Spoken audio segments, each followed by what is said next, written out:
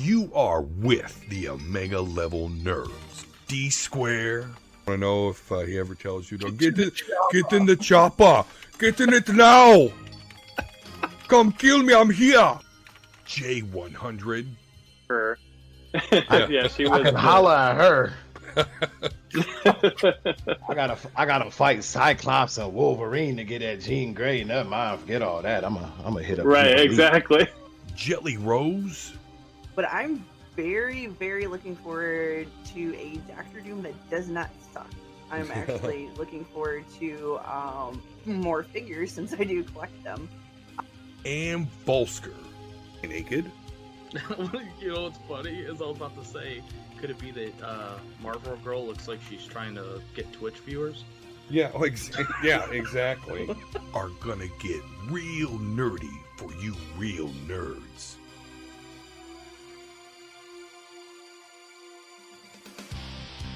And we are live. Nerd 30 on a Sunday evening live on our Twitch channel. Thank you all for being with us here today. We have a great show for you today.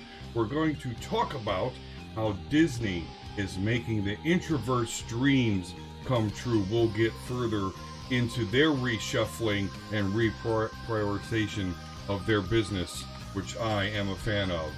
Then we'll also talk about some exciting news. Michael B. Jordan will be involved in a new Static Shock series, superhero movie actually, that'll be coming out. So that is pretty cool. Michael B. Jordan's an awesome dude.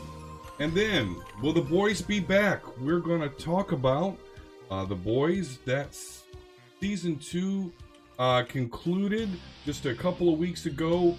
Volsker, J100, and myself are all caught up, so we're going to talk about that now that we're ready to have that conversation. So spoiler alerts for that. So be warned. I'll give you an immediate warning when we get there. But before we get into these awesome topics, let's go ahead and check in with the rest of the Omega Level Nerds. So we will start with Jelly Rose. Check in with us. How is your week going, Jelly? It's going good. Hub's got his financial aid, so I kind of went shopping a little bit. Nice. All right, shopping's that retail therapy is always a good thing when you can hack it. So good stuff. Touchy. Ooh, that's mine. Pretty much. Don't we need this? Hey, doesn't that look cool? Yeah. Yeah, just inventing stuff that you need. But yeah, hey, why not? The American way, right? Consumerism. Well, Volsker, how about you, sir? How's your week going? Yeah, so a little up and downs. We very busy week with work, just trying to get on, just trying to amplify and get a little bit better. You never know what potential paths down the road can come up after a little bit of stress over the last couple weeks with that. Then thankfully I got my RTX 3080 delivered. Happy birthday to me. Yay. So I've been tweaking and fucking around with my PC a little bit, finally getting it up and going. As you guys could see, I'm not, all shooting up to my face and all weird. And then sadly it's going to be Misery Monday, so we'll go ahead and just move forward from there. Well, happy belated birthday to you. I also see you're repping the North Coast Boxer Rescue shirt, so that is a Boxer Rescue that my wife volunteers for, so good stuff there. But yeah, that's also where we both got our pups. Oh yeah, yes, that is correct. J100, sir, how's your week going, buddy? What's going on, everybody? I sound like I'm on the street right now, but I'm on my way home, so I had to ran into some transportation issues. But my week has been going pretty good. We got some Hunter x Hunter. Got deep into that. And I've been just killing Borderlands.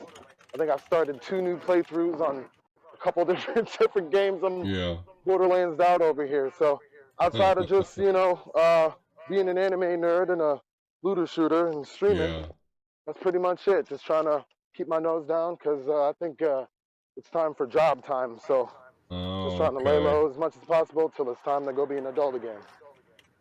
I hear you. I hear you. That's a bummer, but Adult? What's that? I know. What kind of crazy shit is this? All right. Am Well, I an adult? I'd say so for the most part. For the most part. I think that would kind of equal all of us. That most part, kind of. Yeah, exactly. All right. Well, I've had a pretty decent week. It's kind of been stressful. I'm of course a homeowner, and we were discovering some wetness under our kitchen floor, and although I didn't quite understand why there would be a pipe under the kitchen floor, I suspected a pipe burst of some sort. Turns out that's not it. So it's not that bad, but we still have to. I ripped up the kitchen floor, and now I'm going to have to redo it at some point and even expand into another room because my wife figures, hey, if we're going to do this, go big or go home. So, little bit of stress there, but not as bad as I thought it was going to be. So that's definitely good. And got to do some major stress relief. Man, my good buddy Terrell came over this weekend, and he had, because I have a PlayStation 3, and I have not Street Fighter, Marvel vs. Capcom 2, which is the best fighting game in existence, and it's hard to find. And I just so happened to have downloaded a version of it on PS3, and that's the only reason I even have that system anymore. But my controllers were messed up, so we couldn't play it last week. But he got 2 controllers, brought them over this weekend, and we squabbed for quite a while. Some epic battles, so definitely helped me relieve the stress. I would love to stream that game, but with the PS3, I have no way to do it unless I do like a real janky setup, where like having a camera point at my TV, and I don't know if that's quite gonna work well. I was thinking, D, you couldn't do PlayStation Remote Play. That blocks it too. I would have to know of that existence. So. Oh snap! We're gonna try that this week then. Okay. All right. Okay. Hit me up later. All right. Well, good news. Okay, we'll definitely look into that. So, but yeah, good to have good. We all had pretty decent weeks there.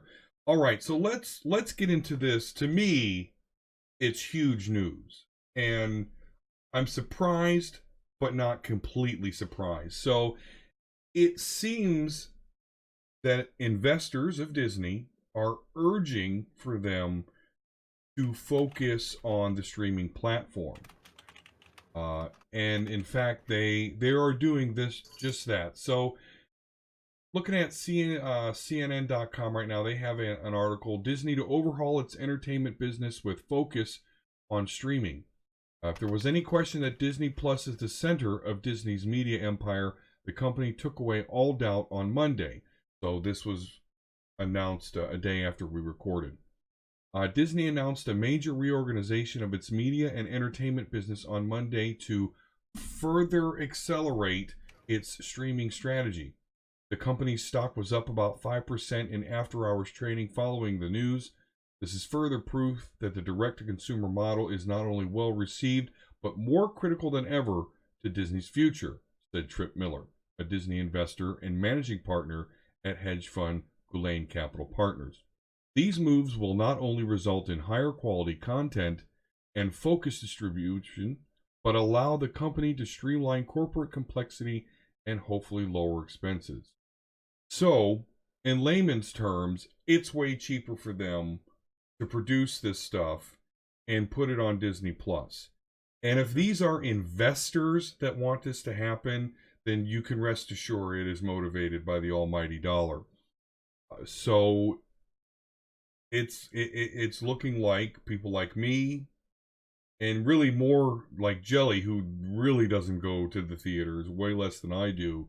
It looks like we may be getting to see some of these movies that would be in the theater on the streaming service. Now, there is no there's no saying here that they're absolutely not going to release movies anymore, but definitely they're going to be focusing on the streaming service. So what do you think here? What do you think of the move? I guess, Volsker, give us your thoughts. It makes sense. Let's be honest. as much as I'm a huge fan of the movie theater experience, and I don't want to see them go with everything up in the air, the spikes, it just makes sense for Disney to be moving this direction. And they've got to test a few different things, like when they did what is it, Pixar's latest movie, straight without charging, then Mulan, and then now Spirit, the new Pixar film, is coming straight in December. And then investors are pushing to get Black Widow released the same way. It just makes sense. And let's be honest, they could not release this, lose all this money because they've already had to pay the actors, they've already had to Right. pay the crew. So this money is already spent. Why not get a bunch of people investing in Disney Plus, do the Mulan, maybe probably alter it a little bit because I don't think it did super well with that $30 cost. But it's Disney. If they make this their major move, everybody's going to try to replicate it.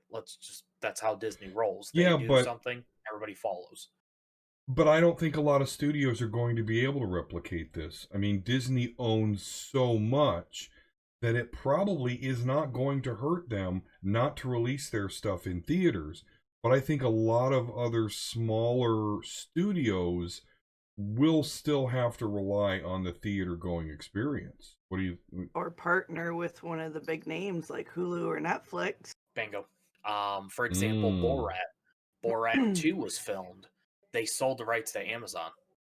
So companies are filming these movies, and then to recoup their funds, they're selling the distribution rights to Netflix, to Hulu, which, don't forget, if it goes to Hulu, who owns Hulu? Right, Disney. right. Yeah. So, I mean, that's the way around it. Like, for example, Disney has a new MCU TV series that I just found that was like Hellstrom that Hulu is doing. That's going to be the more adult, oriented stuff. So I think it's going to be interesting. I think that's the way that's going to happen, and people are going to find a way to do it. Now there's an alternative, and I read that up until I think it was about last week, it was illegal for movie companies to own theaters. But they overturned the law last week because of all the theater chains shutting down and losing business. That these companies like Warner Brothers, if they want, they can go buy Regal and have that as their dedicated sole platform. As of right now, nobody is moving that direction, but they have overpassed that law. So that's another way. I just don't think they're going to risk it because if, like Regal, not just in the United States, but also, overseas, if they're like, no, we're just shutting down, why risk the business? You have to do digital. It makes sense. Yeah, it's definitely a more stable model because if you're the type of person that believes this isn't going to be the last pandemic on Earth, then, you'll never have to shut down a streaming service. But a brick and mortar movie theater, there's always going to be that risk. Jay, what do you think? Is this a move that you celebrate, or are you gonna miss seeing as much Disney Marvel content in the theater? As far as the theaters go,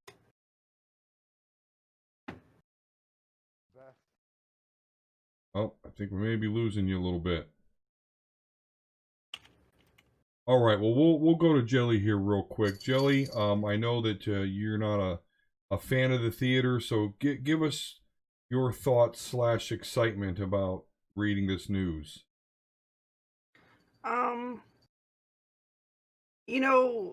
The drive-in still was a thing, here in town, from my understanding. So it's like that's the only time I actually go and see movies. You're in your little isolated section anyways. So it didn't really bother me, but I still think, that's definitely a fear. You go out to the store, you see people wearing masks incorrectly, because of knowledge that they found on the internet. Yeah. Particles transmit if you're coughing it out, and it's like, yes, but how do you also breathe? Are you a mouth breather? You breathe through your nose. That's exposed, you dumbass. Yeah. But it's just, you know, you don't know anything, and there's so much information out there. There's so much false information out there that people are still terrified. I mean, my kids are starting normal school Monday. And Yeah. it's like, oh, I gotta get up at 6:30 in the morning. It's gonna suck so bad, and I hate it, but like whatever. Um, but you know, there's a lot of places like my mom, she went to Las Vegas for her anniversary, the beginning of this week. And she's like, the casinos were empty. There was Oh, not hardly anybody there. She's like, it was not really like, because you know, she's gone year after year after year, always for like her anniversary. So it was like, it wasn't, you know, normal to her, and she still had fun because there wasn't as many people there. yeah. But you know, you can definitely see that it's still impacting a lot of things. So I can see how it's impacting the theaters, definitely, because you know, everybody's so in such a tight space. And I don't know if, you know, these companies like Warner Brother going in and buying the theaters would really help them either. Because, you know, if that ship is essentially sailing, you know, what are you going to do if nobody goes anyways? Mm-hmm. Yeah, you can, you know, put your movies out there in specific locations, but still, you got to get the people out. And if they don't want to go out, they're not going to go out. So I really Yeah. think that, you know, doing these online services might be the best bet. Yeah. Absolutely. Absolutely. Hey, there we go. There we can see our buddy Jay. What's going on, man? What do you think about all this? All right. So can you hear me now? We good? We certainly can. In fact, I'm gonna turn you down just a little All right. bit, but there we go. Bet. Awesome. Okay. So, as far as you know, Marvel or just all the studios, I'm guessing are going to figure out ways to be able to do the things they do. Mm-hmm. And you know, I guess as someone who enjoys their content and everything, I can't wait to see that. Um, the whole thing about these movie theaters, I mean, overall, it's one of those situations. I liken it to, um, you know, if you didn't clean your room, then I guess you get no ice cream. And Yeah. as a society or an American society, we don't know how to put masks on and wash our hands. So because of that, uh, we don't get no ice cream, and so that means that you know for those who are into just movies in general, but specifically since we're you know the omega level nerds, you know the nerdy type stuff that's coming out there, you know we're gonna have to see that a different way, and I'm glad that at least Marvel is trying to do something about that Yeah. to for us to be able to get the content we're looking for, especially like the Black Widow. I'm still extremely waiting for that. Yeah. That's your girl. And then of course you know all the phase 4 stuff that's supposed to be coming, including the TV shows and all that kind of stuff. So um the studios buying up the movie theaters, there was a reason for that, and you know for that to kind of be a thing that is the restriction or regulation, if you will, Yeah. kind of going by the wayside based off of the situation. I'm not too happy about that one, especially considering like there's reasons for some restrictions that are out there. I know a lot of people, you know, like small government and the government to be out of the way, but sometimes there are reasons why there needs to be those things, and I'm pretty sure the movie studios owning movie theaters is one of them. I haven't really gone into the depth of why that maybe it was, and that could be probably something that I want to look into this week with the stream team, if you will, Mm-hmm. because we need to kind of make a, especially considering that we're kind of doomy and gloomy with the election coming around. That's doomy and gloomy as enough, and I'm trying to trying to change face a little bit Yeah. because at the end of the day, no matter who's going to be in office, we're still gonna have Marvel movies, and we're still gonna have Yeah. these other Exactly. things that are kind of I guess keep us from losing our mind when things are going crazy. So I'll look Yeah. into that a little bit and figure out why. But I just saying it on its head just kind of feels and sounds weird, and I don't Yeah. really There's a like that big one. But I'm glad they're monopoly doing thing. something. What's I that? remember back in film school, it was a big monopoly issue where they were basically owning business and overcharging other companies to use it. It was just a trash business, and it just wasn't good for the consumer, which is why they prevented that. But we'll see what happens from it. Yeah, our buddy Dizzy Go Boom says in the chat that it's kind of bittersweet, because you missed the theater experience, but it seems like every time you went there was just an annoying group of people or something like that. And then he's also saying on the plus side, with kids and stuff, it's harder to plan those trips, and so it's much easier to just put them to bed and pull it up on the old streaming app. And I absolutely agree on that. Plus, I will tell you, I wouldn't be opposed to kind of like a hybrid kind of option, where you're able to go to the theater or not go to the theater, and then kind of streamline them a little bit. I mean, I think I mean, we've talked about this before, especially considering the what were we talking about before? Oh, GameStop, where people need to kind of rethink how the business goes. And if you were to come up with a different way of doing it, different where the seats were kind of spaced out apart, or you can only get so many tickets, or you know what I mean, just make the theater smaller or something like that, instead of having 15 things open, you have 7 or something like that, something like that, where there still would be able to do something, but and give people that option, but still have the ability to stay home. And then I think that way it would be a lot more inclusive, especially for a lot of the people that when you talk to them about oh, have you seen this movie? Oh, I don't get out to the movies much. Well, you wouldn't have that excuse, or you wouldn't have to wait till they come out in TBS and then they get cut in half, and then all the commercials ruin the time. I will say those bad edits. 2 things I won't miss if this is the end. Fucking kids behind me kicking my seat. Sure. And 2 little giddy high school kids trying to watch a rated R horror film or comedy. Oh, let me check my phone. No, put that fucking shit away and watch the movie. I didn't pay $20 to come in here to look at your damn screen glow up. Yeah, I will say over the past 10 years, it's probably gotten worse and worse. As the theater garners less and less respect. So, I hear you. They're more to hang out than to actually watch the movie. Right. Yeah, right. What the hell? I'm here to enjoy. I mean, that always used to be the case, though. It always used to kind of be the case that people would go hang out at the movie theater. But the phone thing only became an issue once we kind of got out of school. Yeah. Once the phones became all the 12-year-olds got the brand new stuff. I think it kind of went down from there. But that used to be the hangout spot. That's where I used to get all my girlfriends.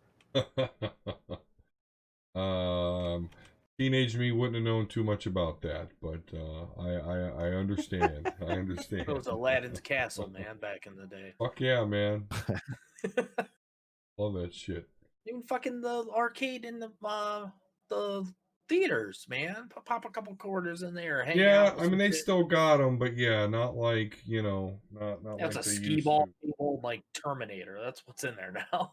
They took the entire arcade here at the mall, and they took all the cool shit out and replaced it with those things that kids sit on for a quarter and rock back and forth.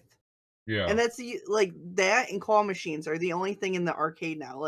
None of the games are there. None of the there used to be one of those punch bag things. There used to be a knockoff DDR machine. When I was in high school, there was even a counter where you could, earn tickets from some of the machines and trade them in for prizes and shit. All that's gone. Can you do that face one more time? Is that what you would look like on one of those? You're really sad. You ever see him? No kid looks happy on one of those. Right. For real. I've never seen They're them. Just yeah. You having fun? Yep. Let's pop another one in there. Yeah, when my oldest... get all excited. Yeah, they're I want to get on that. And then they're Give me $1. Yeah, exactly. Yep. I've experienced that with my oldest. Yep, absolutely. Um, Speaking of, just really quick tangential, since you brought it up, John, you mentioned GameStop and changing the way they do business. So what do you think about Microsoft basically willing to pay GameStop a percentage of their digital sales? What the hell's that Just all change about? of business. That's what's going on. But why would Microsoft be incentivized to do that? Just for a place, well, we need somebody to sell consoles and peripherals? Theory. Um, I mean, for that, Promotion. isn't that how they did it in the first place? No, like if you would get like a digital, whatchamacallit, code or whatever, don't the retailers get a piece of that? Isn't that what they've always done? Well, it's I been a while since I worked at think- GameStop, so I don't know about the digital stuff. They didn't make a Yeah, lot I on don't games think though. so, They 'cause only it's made like a gift $1. card. I think if you Oh. sold a digital code, you got $1 or something. The games and even the game systems have never been where the It's accessories. manufacturer or the retailer make any money. It's all accessories and then fucking dumb magazine subscriptions and shit like that.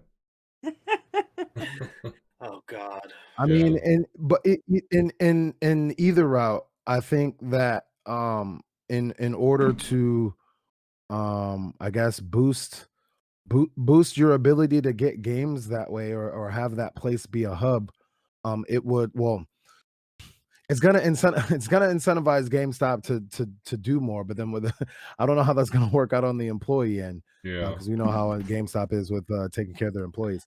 But I don't, maybe that'll help boost it up in some way. It's just, but going back down that like that mind space, it's still going to be up to GameStop to kind of make that place be like the movie theaters when I was in high school. Yeah. And I think that's what kind of GameStop needs, is a way. Like I was even thinking, I don't even know why they haven't gotten into like game stations. Like what I Mm. mean by that is like, you remember back in the day, because they don't really have them too much anymore. But you remember back in, like, I don't know, I guess the our good old days or whatever. You walk into a GameStop and you're able to like play the new game that's out, Oh, or like play the new demo that's coming out, or something like that. we had Well, 20 like they could systems take up that and a step running. ahead and have like stations where kids play. Now I Mhm. know you probably don't want them just sitting up in your building all the time, but figure out a way to charge a few bucks here and there, kind of like a new school arcade or something like that. Yeah. Yeah. See, our GameStop has, I think, 2 different stations, one for the Switch and one for, actually it might have 3, to where you can sit there and play game demos and play maybe not the newest games, but some of the games. I don't know if all GameStops have that. Back when The it was dual. Funko Land, we literally Yeah. had walls full of, like, literally each wall had like 4 TVs and 4 systems.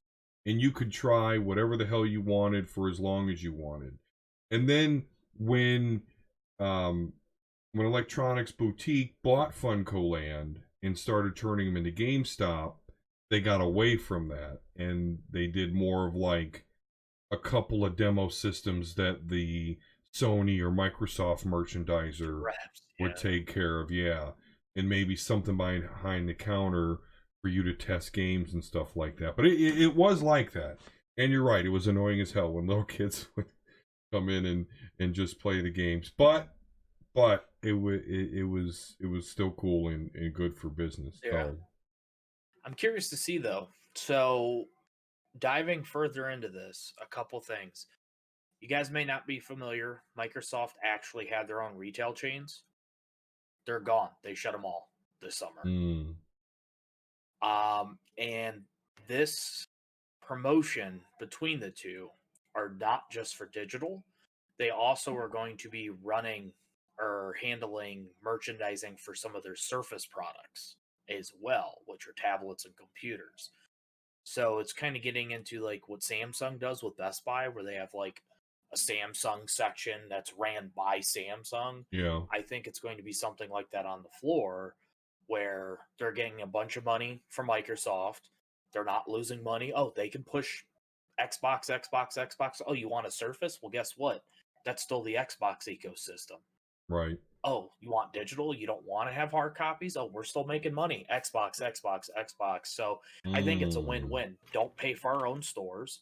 Help save somebody who's ushered in the video game era for the last 15, 20 years. So, and then buy them when they're on the up. yeah, I mean, Right.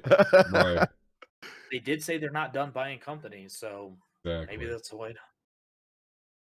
Not to mention, they did not commit to Elder Scrolls 6 being on the PS5 now.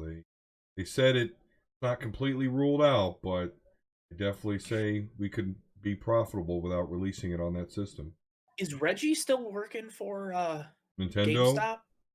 Oh, No, for he left GameStop? Nintendo. He left for, so yes, I do believe he is still working. That'd be some funny shit So- if Microsoft bought him and then Reggie ends up being Team Xbox. Yeah, that would be. Yeah, he was super, the super intense Nintendo guy for a while there.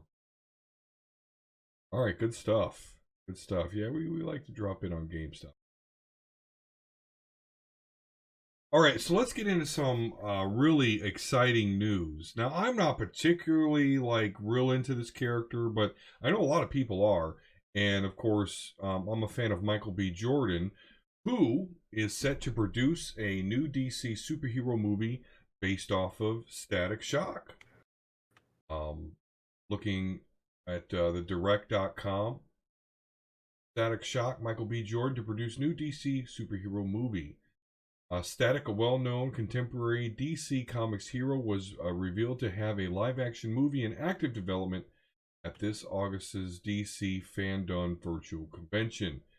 Static, actually teenager Virgil Hawkins, is a young man imbued with a multitude of superpowers. Chiefly among them are the abilities of electromagnetic control and generation.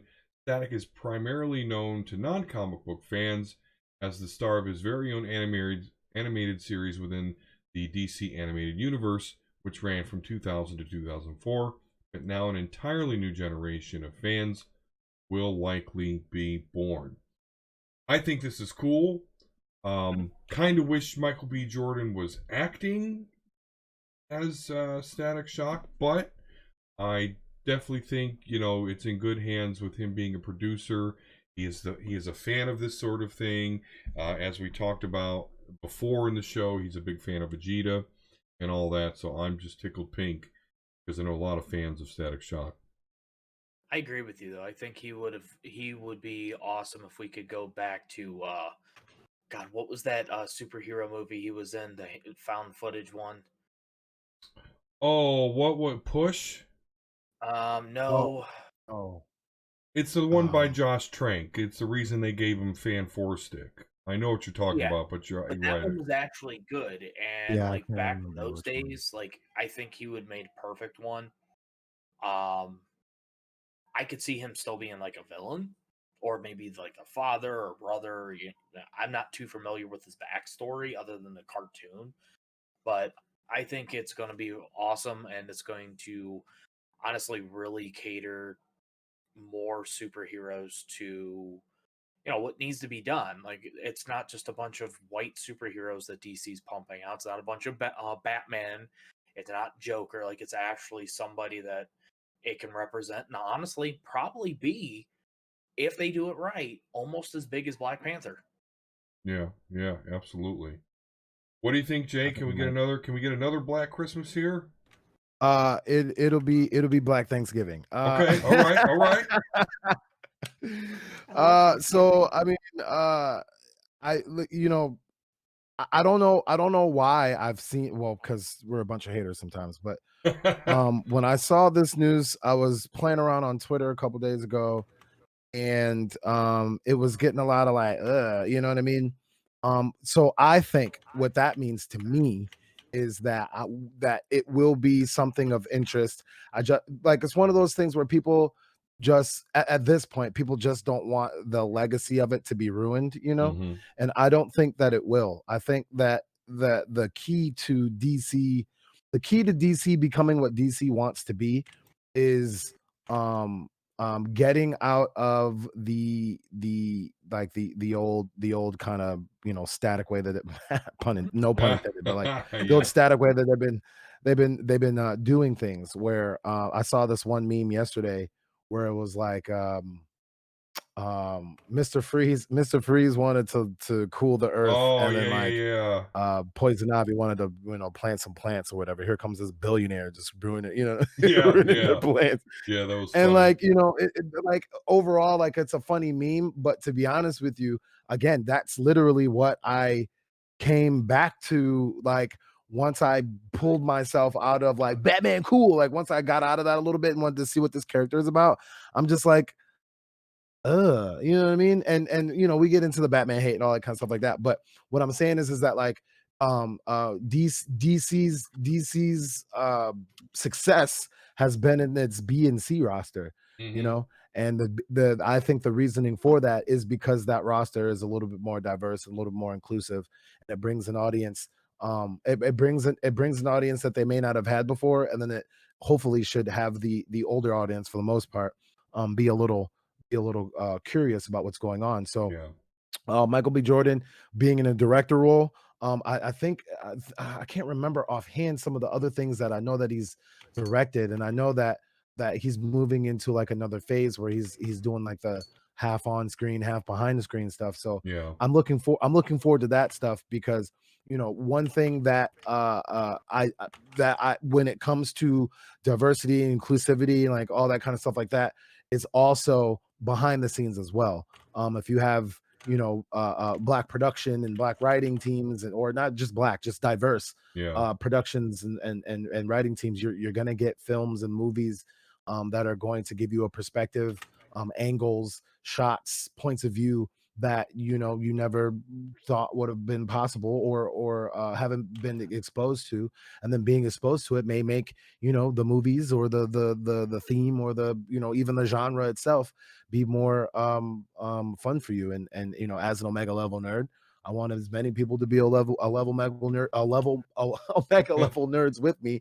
So when I get nerdy, we can get nerdy, and this hopefully Yeah. will be a good spot, especially for people of color and little black kids. Nice. Absolutely. Absolutely. And according to Dizzy Go Boom there in chat, they're going to get Lucas from Stranger Things as Virgil. I So could see that. makes sense. Makes sense. I could see that, but then he would have to be like 19. How old is he? He's gonna have to get bigger and a little older. But yeah, I could see that. Okay. Oh, Well, they're about that age, they're going to hit that growth spurt. I mean, I just watched that Hubie movie with Adam Sandler, and the guy that plays William looks like he's fucking 18 now. oh yeah. Like, it's like, Yeah. well, this 2 years between Stranger But- Things, and they're going to be like a completely different cast. Right. He's on screen. He's like, "Hello, I'm William from Stranger Things in this new movie. My voice just came in. Hello, ladies. How are you?" Yeah. No, that's Now, the see, kid. The I used to Upside watch Down. a lot of Static when it was out. I don't remember excuse me, I don't remember what grade I was in, but it was something that I watched regularly. So I'm personally excited about it because I like it. Yeah. It was something I grew up with. Um, I think a lot of people did, actually. I think a lot of people. I think there's going to oh be a yeah. major nostalgia hit, as well as it, being, inclusive and giving some more representation out there. By the way, And go ahead. I just took an ethics culture class and I just got finished with it. Watch Static 7th, 8th, and ninth grade. Okay, that makes sense around that time zone.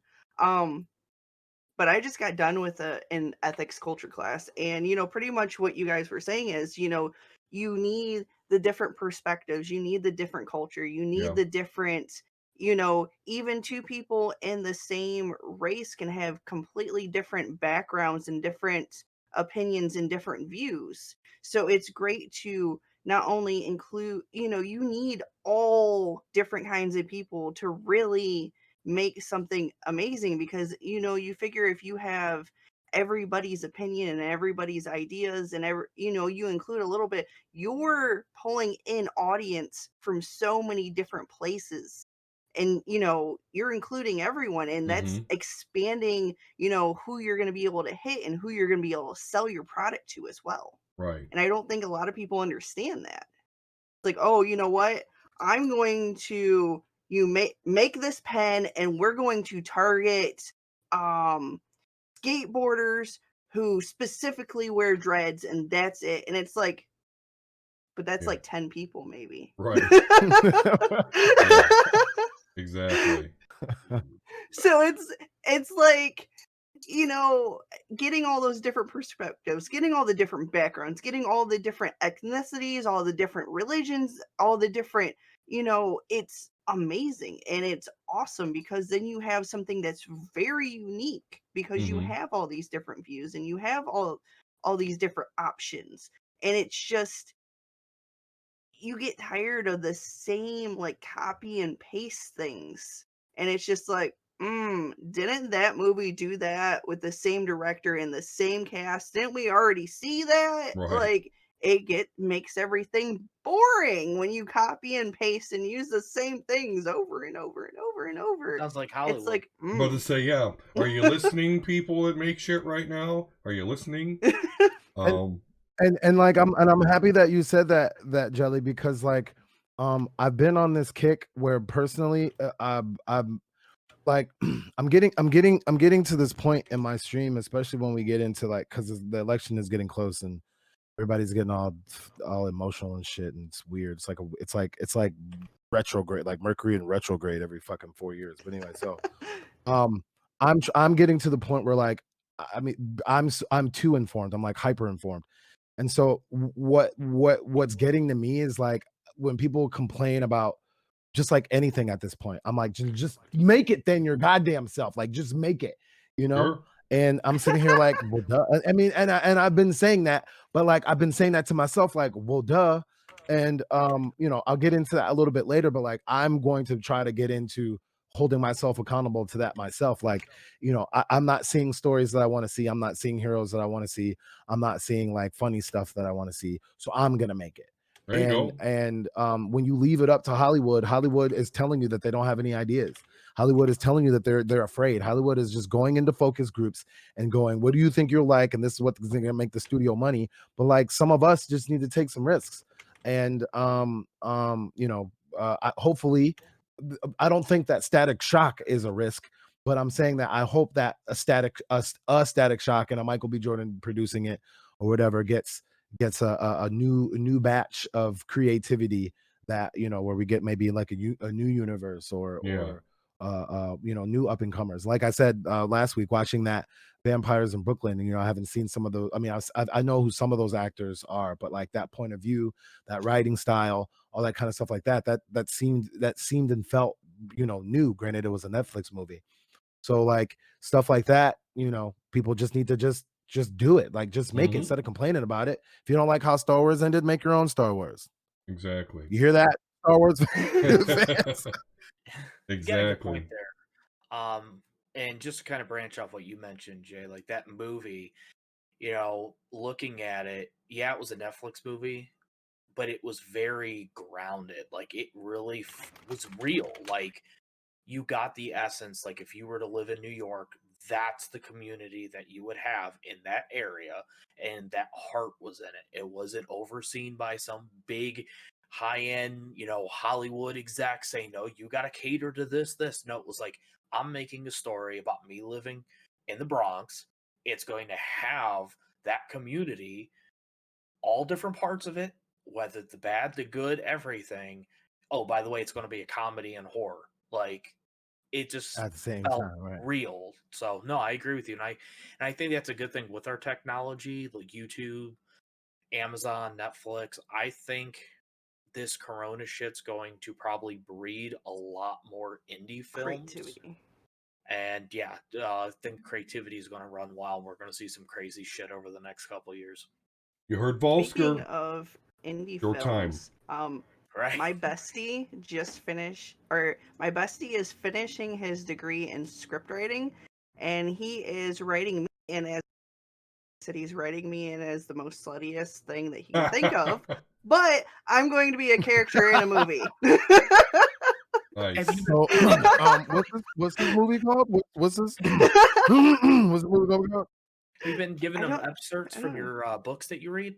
Yeah, your smut books. Hey, I've been writing my own books too, guys. Nice. I actually have 4 in the works. They're all Holy smutty shit. books, but Get it. You should definitely do that. Hey, do we need to get JD on the show again? He can help you with that. Yeah. Might be a different crowd, but he can help you get started. I do want to My circle smutty back. books. Yeah, I do want to circle back. So I guess Dizzy explained that the whole Lucas from Stranger Things, that was not a fact, that was a question. But sir, never let facts get in the way of a good conversation. Agreed. But let's talking about good conversation. Okay, so I'm all caught up with the boys. Jay, Volsker, you guys got me onto the series. Spoiler alerts, if you seriously don't want to hear spoilers, I mean, I'll put a time code maybe in the podcast, but if you're streaming right now, I don't know. Don't go away. Just turn the sound down and come back in 20 minutes. We don't want your view to go anywhere. I don't know. Depending on us, they might just want to, like, we might have to give a signal because I don't know if 20 minutes is enough. Yeah. Check back. Don't dive right into Yeah. it. Just check back. So whenever I do this, then maybe you can come back. All right, so let's talk about the boys. So obviously the show is about kind of a deconstruction of superheroes. What if the superheroes that exist, what if they were all a-holes, self-serving, self-absorbent, and oh, by the way, the strongest one of them all has no problem with just burning your shit down if you piss him off too much. And then, of course, the boys. So Butcher and my favorite, Mother's Milk, Frenchie, and Huey. And Kamiko, although she's not a boy, but she does, she does join Beats the a group mass there. like a boy, so yeah. Well, hey, they better count their lucky stars for her, because I'll tell you, a superhuman that can regenerate from death, yeah, you might need that. Especially when it comes time to go after Homelander. But so it's all controlled by this company, Vought, who produces this serum, Compound V. So the first major revelation, because at the beginning when the show first starts, the illusion is that these superheroes were made by God. But no, they're made by men. They're not born with these powers. They are literally manufactured superheroes.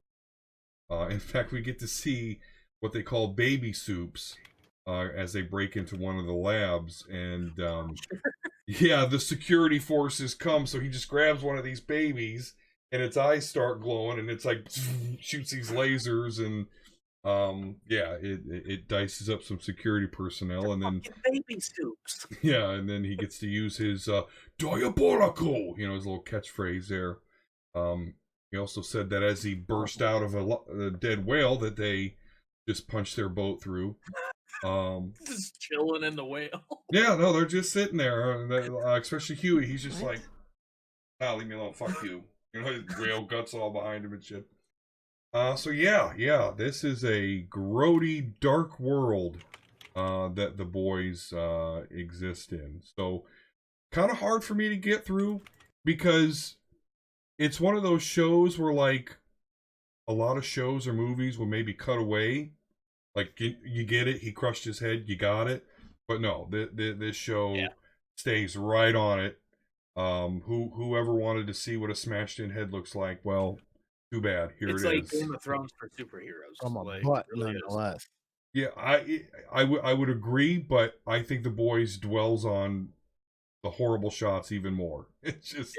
It just sits there. So, talking about a shot. How about Homelander taking his shot off the tower? Well, right. I mean, yeah. So that's what's crazy about this show. I do what I want. That's how the season 2 ends. Is with the main villain / superhero standing on the top of a building Batman style, but instead of brooding at the moon, he's got his fucking pants down to his knees, just fucking like, really? Okay. Isn't it? Like helicopter dick in it? No, going like in. straight Beating it off. just beating off. Oh, he's beating it. I do Yeah. what I want. Yeah. I do what I want. Of course, his girlfriend, who was a super Nazi, she got Anakin Skywalkered by his son. So anyway, so Yeah, let's talk. It gets deep. It really does get deep. I will say I enjoy the show. Some of it's tough to get through, but I do enjoy it. But I am going to throw it out there. It is derivative. This is not revolutionary to me. The whole a-hole superheroes, and then and of course Vought is started by a Nazi, so I kind of felt, oh really, we're gonna do Nazi punching, like that's what we're gonna do. That's not really terribly derivative. It is derivative. It's just not super original. I'm not saying it's not good. I do enjoy it, but for those that think it's super original and innovated, I will say you have to pump the brakes a little bit. With that said, though, I do find it interesting. There is definitely a parallel between the control that Vought and these superheroes have versus like our government now, right? Like, or now or ever, really. It's all been like, project this image of perfection, everything's fine, everything's fine, everything's fine. But then you start learning, like, 34% of the people around these superhero fights are getting killed. And there's this massive human collateral damage. Nobody's doing anything. And then it did not dawn on me, I did not cross-reference the Nazi with Homelander there for a minute until Stormfront explained, oh, you're our perfect being. Yeah. And I'm like, oh, blonde hair, blue eyes, he's fucking Aryan. Okay. I fucking get it now. So, interesting stuff. Jay, I know that you've been chomping at the bit, so, and I know you're really more introspective than I am with these things, so. I was gonna say that overall, I for the casual viewer, it's got a lot of shocking. The first episode, the first 5 minutes of the first episode, He's fucking extremely shocking. hands.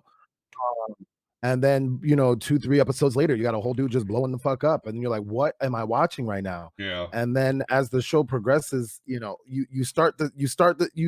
for me at least, you start to see like the evolution of the archetypes that the show is trying to present to you.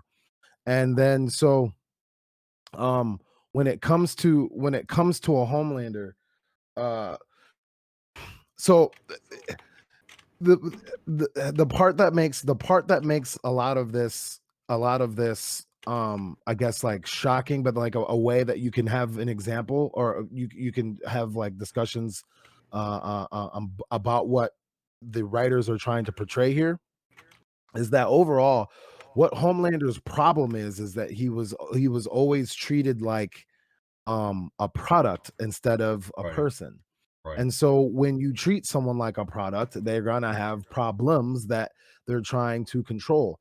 And one thing that made that like that God complex that he has, that made that clear, is at the end of the second episode, he wasn't really okay. Of course, he was upset that he lost his girlfriend, but he wasn't really upset that he lost his girlfriend.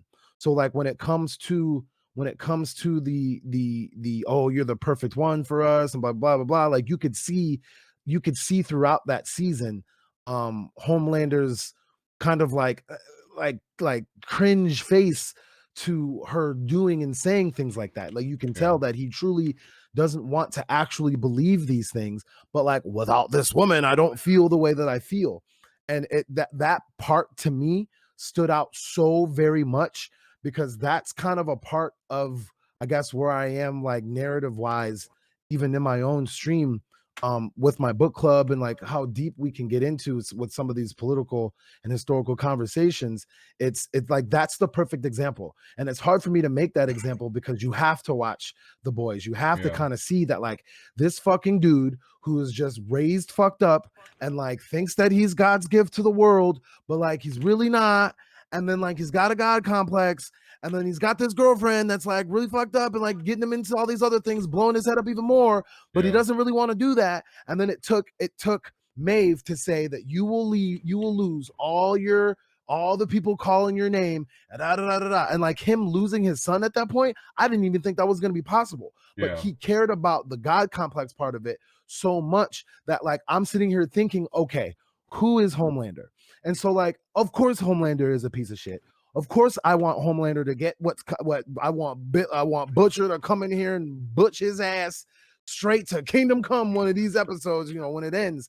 But I really want to know who Homelander is, what Vought did to them, you know, all this other kind of stuff like that. Not necessarily because I feel sorry for him, but that can show you that like people genuinely just want to be loved, cared about, understood, and have the ability to like be someone, you know what I mean? And then when given that ability, when you take that away, what will they do to keep it?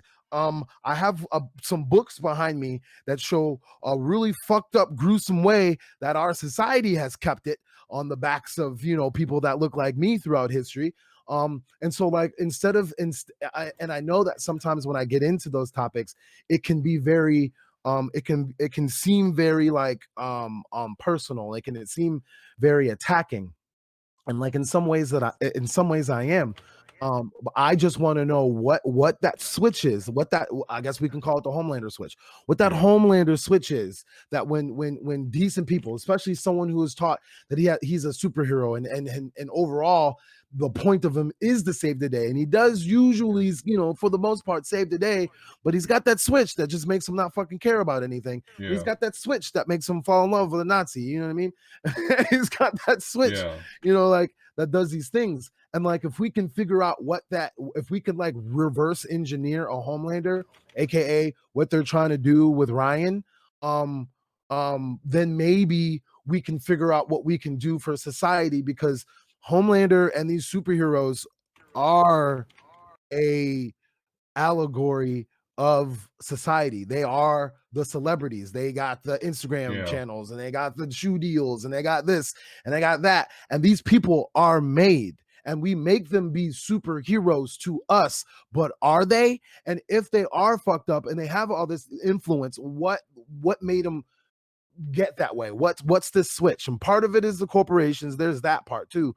But like Homelander himself is fucked up, and we need to get, and you know, a lot of these other characters too are fucked up, and we need to figure out you know, what that is.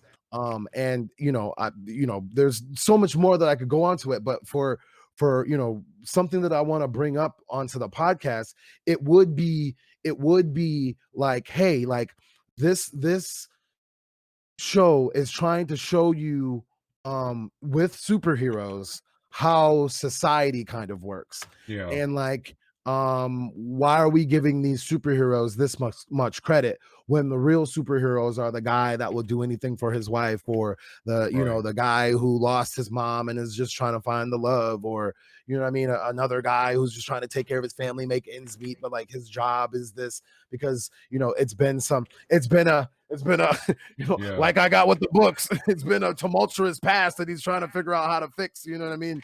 So there's so many things that you can use and talk about with the show, which is the reason why I think it's so great. Yeah. Okay. Yeah. That's. Yeah. I definitely agree with you that it's an allegory for, you know, society and the type of people that we put on pedestals versus the type of person they actually are, or their PR person spins it to be. And absolutely. Here's my spin on that as well. And you know what the whole problem, and you know, to go with what Jay is saying, is, you know, psychology wise, because you know that's the field that I'm in. People don't believe in psychology. As weird as it sounds, is, you know, mental health issues, mental disorders, things of that sense. You know, people will come up with the most common term as, I've been told it many times. It's all in your head. You know what? It's there. It's in my head, and that's the fucking problem. Right. And a lot of people, they want to ignore it. They want to push it aside.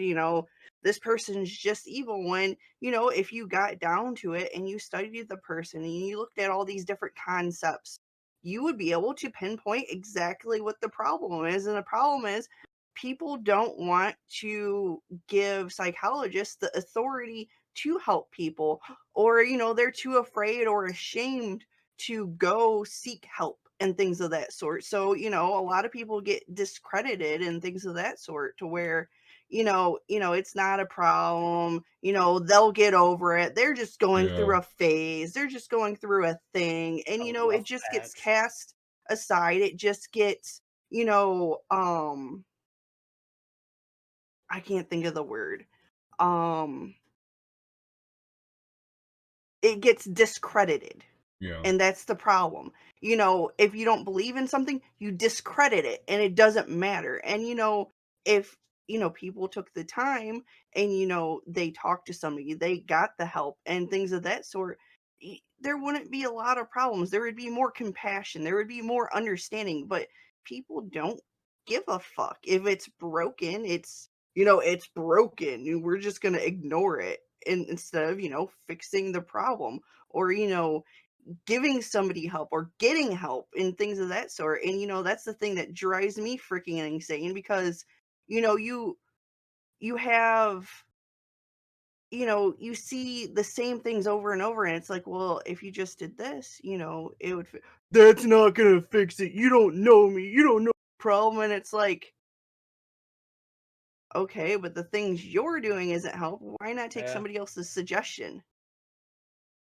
Well, it's Yeah. And also it just like drives people on me Facebook that post absolutely shit, insane. and then you try to help them out, and it's honestly a lot of it's also just for attention. That's a whole nother Yes. fucking issue. Yeah. Yeah, for sure. Mhm. Like, Darn sure. don't tell me what to do. Well, then don't post show in a fucking open forum. Like, Yeah. Exactly. So season 2 of The Boys, it ends outside of, well, of course it ends with Homelander jacking off on the top of a building. But outside of that, Empire State Building, to be yeah, exact. yeah, And exactly. one crazy thing, that was actually season 1. Amazon told them to remove it. That was the only scene that they were not able to do it, and now it's such a fucking hit. They have free reigns to basically do whatever the hell they want. All right, we've I gone wonder if from that would land on somebody, if it would kill them. Because, like, if you right. dropped like a penny off the top of the entire state, It gains a entire lot of state velocity. right? It gets a lot of, like, to go. Like, your Jack Juice just took out a guy. He's he's blind in one eye now because it done went straight through his eyeball into his brain. He's dead. Yeah, imagine that Because your Jack autopsy. Juice came off the top of the building. With it being Homelander, I could just imagine, was it like laser sperm or something? Laser sperm. Phew. See what kind of ridiculous we could talk about now because of this show. Oh, the show, you go so many places. I tried to do the smart route. You did. And You did. and We're like, taking it back. yeah, we can go so many places with this. We can do like, who's the hottest superhero, you know what I mean? Right. I like Kimiko. Like, she's top of my Like list. Kimiko. and Maeve all day. I actually did want to go around the horn, I guess, and just kind of see who is everybody's favorite character. And I understand, Jelly, you don't watch the show, so I don't. Just I've seen ads for it. okay. Of should some watch guy it. laying on a bed talking to his like gills. Oh, that's the the Deep. Deep. Which actually, as much as the Deep She's is like like a creepy character, and of course that's the character, Jelly, that they eventually make him like, they base him in Sandusky.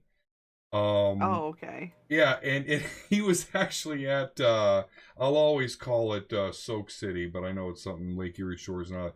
But he's on the kids water park there, and you know that gun that like shoots water? He's like drunk or something. So he's up there and he's like pushing it around with his dick, spraying kids. Like, you little bastards, you could never swim in the Marianas Trench. All you could. Anyway, as much as he's a creepy character that I didn't originally like, I'm starting to kind of enjoy him. I don't know. He's kind of funny now. Like, That's what I was gonna say about Deep too, because you know, you can get deep with Deep as well. yeah. But like, and that's why the show is so beautifully written. Like, if you want to focus on Homelander and his plight, you're gonna have that. Maeve and her situation that she's going through, being closeted and having to save her, you know, hide her relationship in order to be the hero. You know what I mean? Is another one. The Deep, what he's going through, that's another one. Kind of the same. It's kind of the same stuff with A Train. Like, you know what I mean? Yeah. You do. Juicing up to Be the best. make sure that he's, you know, maintaining his spot because he don't want to lose it because he didn't have nothing before. Him and his family didn't have nothing before and stuff like that. You know what I mean? Oh my gosh, these cats are doing too much. Kitties. But yeah, so I mean, like, all the heroes, you can all go different places. And you know, it just makes it so great. I love it. Yeah, you're right. Not only do we have each one of them as a hero archetype, because you've got Homelander, who's Superman, Black Noir, who's Batman, Deep, who's Aquaman, Maeve is Wonder Woman, A-Train is the Flash. You can go in the list. Translucent is like the Invisible Woman. Pop Claw's a lot like Wolverine. They even have like a Hawkeye type archetype. But just like Jay is saying, but then they have personal, like, archetype. We talked about Homelander. He's obviously got mommy and daddy issues. The Deep, because he's got like these ugly gills on him, he is self-conscious about his body. Maeve is an in the closet lesbian who has to face being forced to come out of the closet because Homelander's a dick, and he finds out about her sexual orientation and outs her. A-Train, who is addicted to heroin, as well as he's like he has like the abilities that are diminishing, like an aging athlete that can no longer do what they used to do. So he relies on extra doses of the compound V to maintain his status as a superhero. And Black Noir, who fucking knows? Because he's really nice to kids, but he will fucking cut your throat in nanoseconds. And he's addicted or allergic to nuts. Allergic to nuts. Oh, yeah. He played the piano. He sat down during this party. He just sat down by the piano player until he got up, and then he started playing. Which, spoiler alert, he's another one of those characters. He's another one of those characters that I want to get to understand what he is, because that whole thing where he had, like, or what's his name, the CEO of Vault right now, I can't remember his name, Mr. Edgar. I call him where Moff Mr. Gideon. Edgar just had, like, I just call him Moff Gideon. Like he had a camera thing on his yeah camera on his chest. Like, who is Black Noir? For real? You know what I mean? I have so many questions, but I didn't mean to cut you off. Go ahead. Yeah, no, that's okay. Well, in regards to Black Noir, this is a spoiler for the comics, but it has already been stated that this is not the case for the show. But in the comics, Black Noir is actually a copy, a clone of Homelander. Created for the specific reason to take Homelander the fuck out if he got crazy. Because he's deformed in the comics still, isn't he? No, he looks just like Homelander. But he has a mask to cover it up. He's knows. got a mask. Yeah, he's got a mask and everything. But I've seen it. Images, you take it off, and he's like Homelander. But in the show, they're not going to do that. That is not going to be the case in the show. And yeah, in the show, he's completely different. Because he's all fucked up underneath in the show. Like, yeah, exactly. You do see a little bit of his mouth. But yeah, I'm like Jay. I want to know more about him. He's an interesting character. You know, he was crying as he was listening to the kids being hurt. So yeah, ruthless character, but he shows some redeeming qualities. But anyway, I want to get to my question though here. So I want to know, who is your favorite character? Volsker, who's your favorite character in The Boys? You know, I'm going to have to say I'm Butcher. Okay. The guy that made the nasty word cunt fashionable again. Okay. Which, I dislike that word. Well, it was tremendously disliked, but all of a sudden, And I watched this whole after show, and he's talking about how people come up to him. Oh, please call me a cunt. I'm like, okay, all right. Well, you know too, what's crazy is cunt is only really a bad term in American English. Overseas, really like, it's despised. commonly used. Like, it's common. Like, asshole to us would be cunt over there. Like, Yeah. but I don't know. I just like him, and the more you dive, because at first when the show started, he's a dick. Like, what the fuck is this dude's problem? Like, he just doesn't fucking like people. That's different. And then you really start to, going to like Jay's point, tear him down and see what he's gone through, what he's lost, and then he was lied to. And then at the end of this season, he finally got it back and then lost it again for good. Like, the dude's badass, and he has balls of steel, and I just fucking love him. And as much as Carl Urban gets a lot of shit for his acting, he fucking steals the show every time he is on in the scene. Okay. So Volsker's going with Butcher. What about you, Jay? Who's your favorite character? My favorite character is probably Frenchie. Okay. My favorite hero is I don't know. That one's tough because I hate the heroes. They all piss me off in some sort of way. Probably Maeve. It goes back down to Maeve. But Frenchie's my favorite character because Frenchie is the most relatable. I can relate to his struggle. I can relate to how much he likes Kimiko. I can relate to letting your friends down and then being in a position to not let them down again, and you know how he's just trying to be there. How he even got into the crew in the first into the situation in the first place with what's her name, Mallory, Miss Mallory.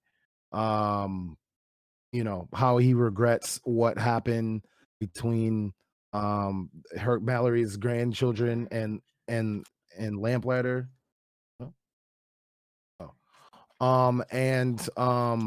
Yeah, he's just one of my favorite because and then overall at the end of the day, you know, when he can't handle it anymore, granted, I don't recommend, you know, self-medicating this way, but Yeah. you know, as people, we figure out our vices in order to keep ourselves sane. And it's just a relatable, it's kind of like a Tony Stark relatable type of deal. So Frenchie would be my favorite character, and then Maeve, because she's a badass. As far as the women go, she's like the leader of the women, and you know how I feel about them ladies. And then you know, she's real and like a human, you know what I mean? She smokes weed all the time. Right. And you know, even in her situation, she still has that vulnerability, even though she's the strongest woman in the world. That you know, she still has a heart and all that kind of stuff like that. So that makes me like her. I mean, Starlight, everybody would like to get some. She gets my goddamn nerves. I can't handle Starlight. She could, oh, and then everybody else is just, it just throws it off to me. A-Train's not likable. Deep is annoying. He's stupid. Which is crazy because Starlight is one of the only heroes that's actually truly a hero. She always means right. True. And like maybe she'll have like a redemption arc soon, but she's just like it's just meh to me. She's meh. Yeah, she was knocked down a peg, and I know she didn't mean to kill the guy, but when she did kill that guy, that they were just trying to take his car. Mean to kill the guy. Yeah, it's like okay, but you know you have these powers, so. Well, the dude pulled a pistol right into her face. I mean, yeah, but he had justified. Anyway, yeah. Hey, Pride 72 says Butcher reminds me of Wolverine in that sense. So fun fact. Rumor has it he might be one of he's kind of in talks. We're not in talks. I mean, but that's people think he could make a good Wolverine. If he was shorter, I think he would. I think he'd be perfect. The way that he looks as Butcher, yeah, I think he could pull it off completely. But I think he's too tall. It's always camera because at the same time, Homelander is supposed to be over 6 feet tall, and dude who plays him is like 5'9". Really? Oh He yeah. wears Why do he you wears think? he wears boots to make him taller, and then I'm not for sure on this. It's just based off of because I haven't really looked too deep into it. But if I'm not mistaken, and I could be wrong, but I think that the dude who plays Homelander is either gay or like, um, you know, in that spectrum somewhere or Mhm. whatever. But I'm not saying that to make this point. I'm saying that one, it's he great actor at that point. Then, as far as like the macho bravado kind of, you know what I mean, that he plays it off well, extremely well. Which is why I like when gender or orientation bending or all that kind of stuff happens, because you get to see the range that the characters are able to play. So I had this conversation a couple days ago about um uh, uh Scarlett Johansson playing that trans man, the historical trans man or whatever. Yeah. I thought it would have been great to see her range, but whatever. Everybody wants to argue about some shit these days. um but um but yeah, he when he wears some scenes where he wears the boots to be stronger, they're heels. So I thought that was like interesting that like he instead of having just making you tall boots, he made them cut into heels, and I thought that was really interesting and really cool, to be honest with you, because fuck it, heels, man. Fuck it. Yeah. Yeah, I don't I think mean, think about Robert Downey Jr. yeah. It's because he wasn't tall. Right. And he was supposed to play a character that was like 6'2", 6'4". Yeah, you can do that these days. I know on the Omega Level Nerds Twitter, I'd thrown out there that I'd really like to see Tom Cruise play Mr. Sinister. And Mr. Sinister is pretty tall, and Tom Cruise is not.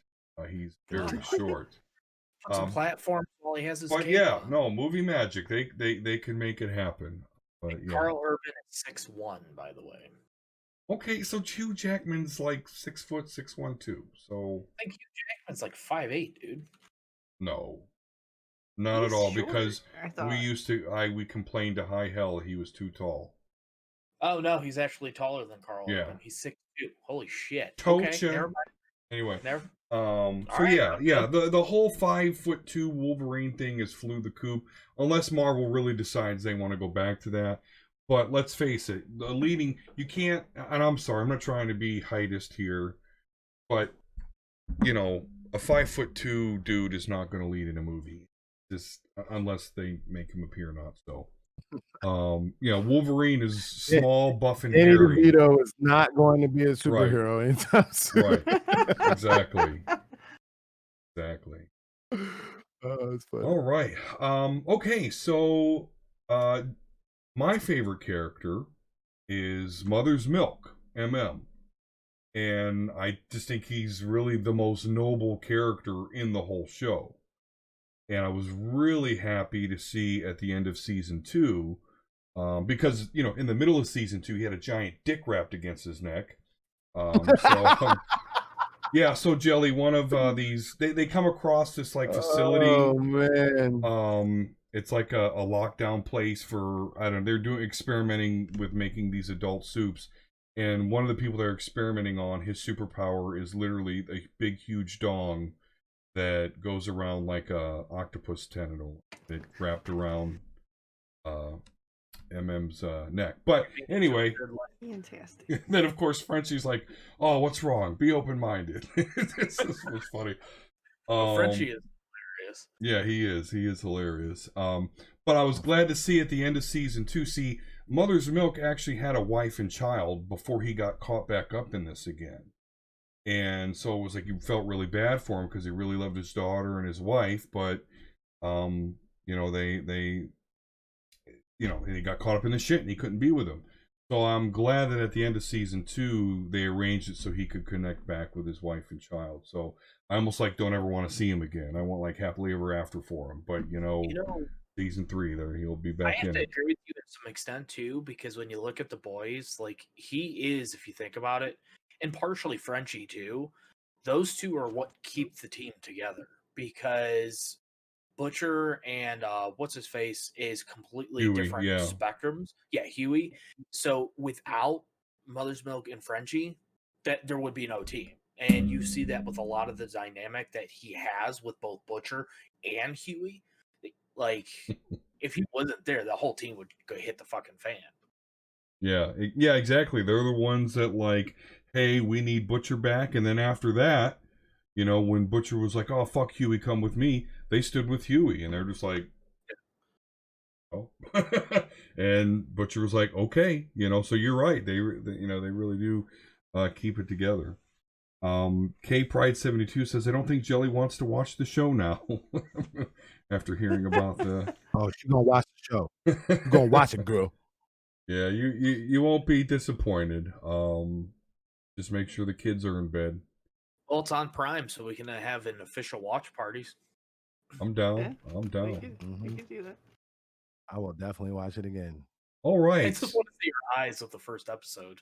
Oh, I know. Just like you're like, I can't believe I'm watching this. That just happened. It is very Goblin Slayer esque. All right. Well, for those of you that don't want the spoilers, here we go. So, all right, we're done. We're all set. Here we go. Yep. We told you. We told you it was going to happen. All right. So, yeah, we'll look forward to The Boys season 3 and see where they go from here. All right. So, X of Sword Watch continues. You're not going to spend a lot of time on this, but I definitely wanted to talk a little bit about what is going on in the world of the X-Men.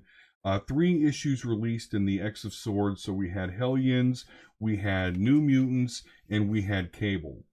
So let me just say, Hellions was absolutely hilarious. Volsker, did you get to read it yet?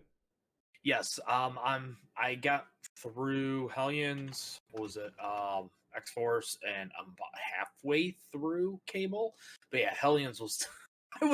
I'm sitting there like, what the fuck is going on right now? Yeah. So I don't read the Hellions book regularly. I only picked up this one because it's part of the X of Swords. Hellions is actually a group of Mr. Sinisters, and since he's kind of a good guy now, he's got his own new group of Hellions. And let's just say that they're like the mutants with a little bit of edge about them. Again, they're led by Mr. Sinister, so that gives you a little bit of indication. Lots of cool things that happened in this issue. So, first of all, way back in like House of X 3 or 4, when Magneto and Professor X go to visit Sinister to ask him to start cataloging all this mutant DNA, he looks at Magneto's cape and says, "Oh my god, love the cape." Right? That's how goofy Sinister is.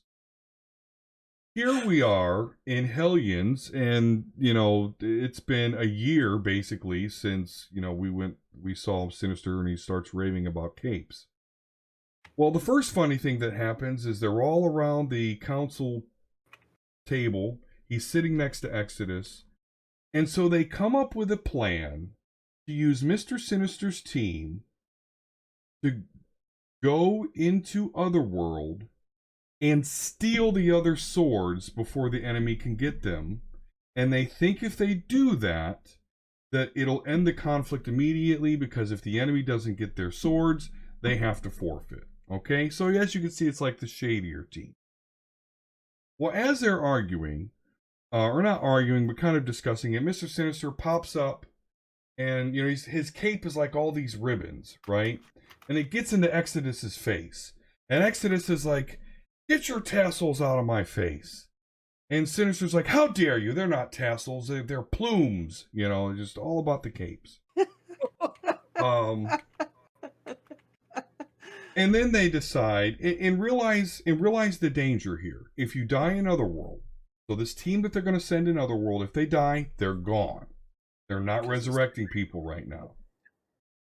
And then so the rest of the leaders of Krakoa decide, you know what, Sinister? You should go. You should go along with your troops. He's not very happy about that, but nonetheless, he creates a clone. And then he tells the clone, like, "Hey, this is what we need to do." And the clone's like, "Oh, well, who's going?" He's like, "Well, you are." And the clone's like, "Bullshit, I ain't doing that." and they're getting ready to fight, but they're like, "Well, wait a minute. We don't want to harm each other. No, we don't want to do that. How about a gentlemanly game of rock, paper, scissors?" So, and then they add on the caveat. Oh, and and if the clone wins, he doesn't have a cape. If the clone wins, he gets to take Sinister's cape. Well, long story short, the clone wins. He gets the cape, and the actual Mr. Sinister has to go into Otherworld and go with his team of Hellions to try and steal the swords. Now, don't get me wrong.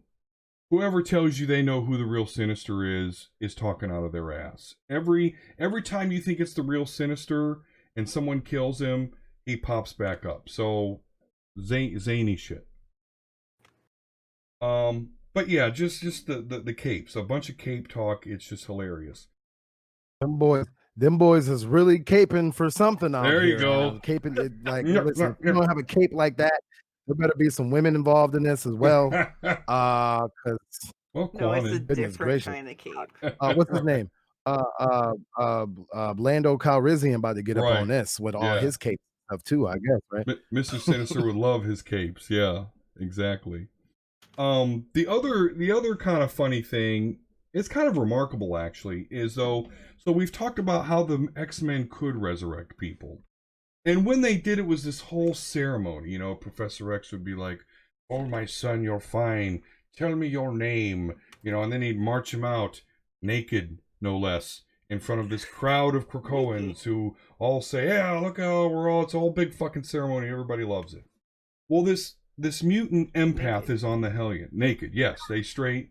I wish I could find it real quick. You should see. There's a shot of Angel, and he's all like, and he's just naked. In fact, that's what we're kind of joking about in the intro there when Alan's talking. But anyway, so this mutant Smith movie. Yeah, exactly. He touched himself. Yeah, just lotion on its skin. But so yeah, it's this whole grand thing when somebody is resurrected. Well, this mutant empath who's on the Hellions, just to tell you what kind of team of Hellions are. The reason, so this empath guy gets killed off panel. We don't actually see it, but we learn that it's because he just annoyed one of the other Hellions. I can't remember the dude's name now. Gray something. Yeah, I'm not familiar with him. Yeah, shot him in the head. So anyway, so when they resurrect this dude, none of that like Xavier goes like, "Oh, tell me, son, who you are," and he like slaps his hands away. So I know who the fuck I am. Get away from me. And so Xavier's like, "Oh, okay, we're not doing this then. All right, happy life," and walks away. And then even Hope, who is there, is like, come on, get the fuck up, get out. Like, it's just, it's a complete different contrast from this wondrous ceremony that they used to have. And then Empath just comes out of the egg like, "Oh, fuck you, what happened? Don't touch me." Like goo on Xavier's face and shit. Yeah, exactly. Throw some goo on Xavier's face. And so, yeah, Xavier's like, "Okay, we're not doing this. I'm just going to go." It's just... So yeah, it's the first time you see a resurrection like that where there's not all this, hoity-toity. So Hellions, a different series, a lot of comedy. It's just, it's hilarious. What the fuck is that empath's power? Does he like implant like memories and like he mind control? Is that what I got out of that shit? A little bit, yeah. I'm not too familiar with him, but he's been around a while. He's been around places. Yeah. Don't forget, it also comes to a closure where multiple people got capes as we're going through. Oh, so yes. It kind of came. Yes, Mr. Sinister, arranged for more people to have capes. I stole it from my son and I wore it around the house. And then Hubs is like, "Where did you get a cape?" Like, it doesn't matter. I have a cape now. I am fancy. I'm going to go fight crime. He's like, no, you're not. Take that off. Like, no, this is my cape. And then, like, my son shows up out of nowhere and he's like, "Mom, you took that from my room." I don't know what you're talking about, man. Oh, that's funny. Spider-Man doesn't wear a cape, Jelly. Okay. No, it was just an all-black cape. Spider-Man doesn't wear a cape, right? Actually, one of the Spider-Mans has a cape. Yeah, that was the joke in Into the Spider-Verse. Yeah. Oh, well, and even with the Incredibles, where the person that made the super suits was like, no capes. And, No He capes. like trips and like killed himself or Yeah. whatever. Yep. And there No was actually capes. something like that happened in the comic books too. That guy, and then the one freaking villain guy dies because he has a cape.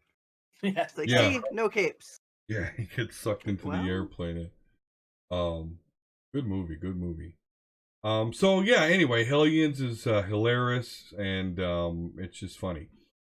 So New Mutants is the next X of Sword, and really the only thing that really goes on there is we deal with the paradigm, or really the fact that Doug Ramsey, aka Cypher, his mutant power is simply that he can decipher any sort of language, whether it be natural, machine, whatever kind of language it is, he's on top of Oh, it. he can talk to animals. He can talk to animals. In fact, he's the only one that can talk to the island that they all fucking live on. Yeah.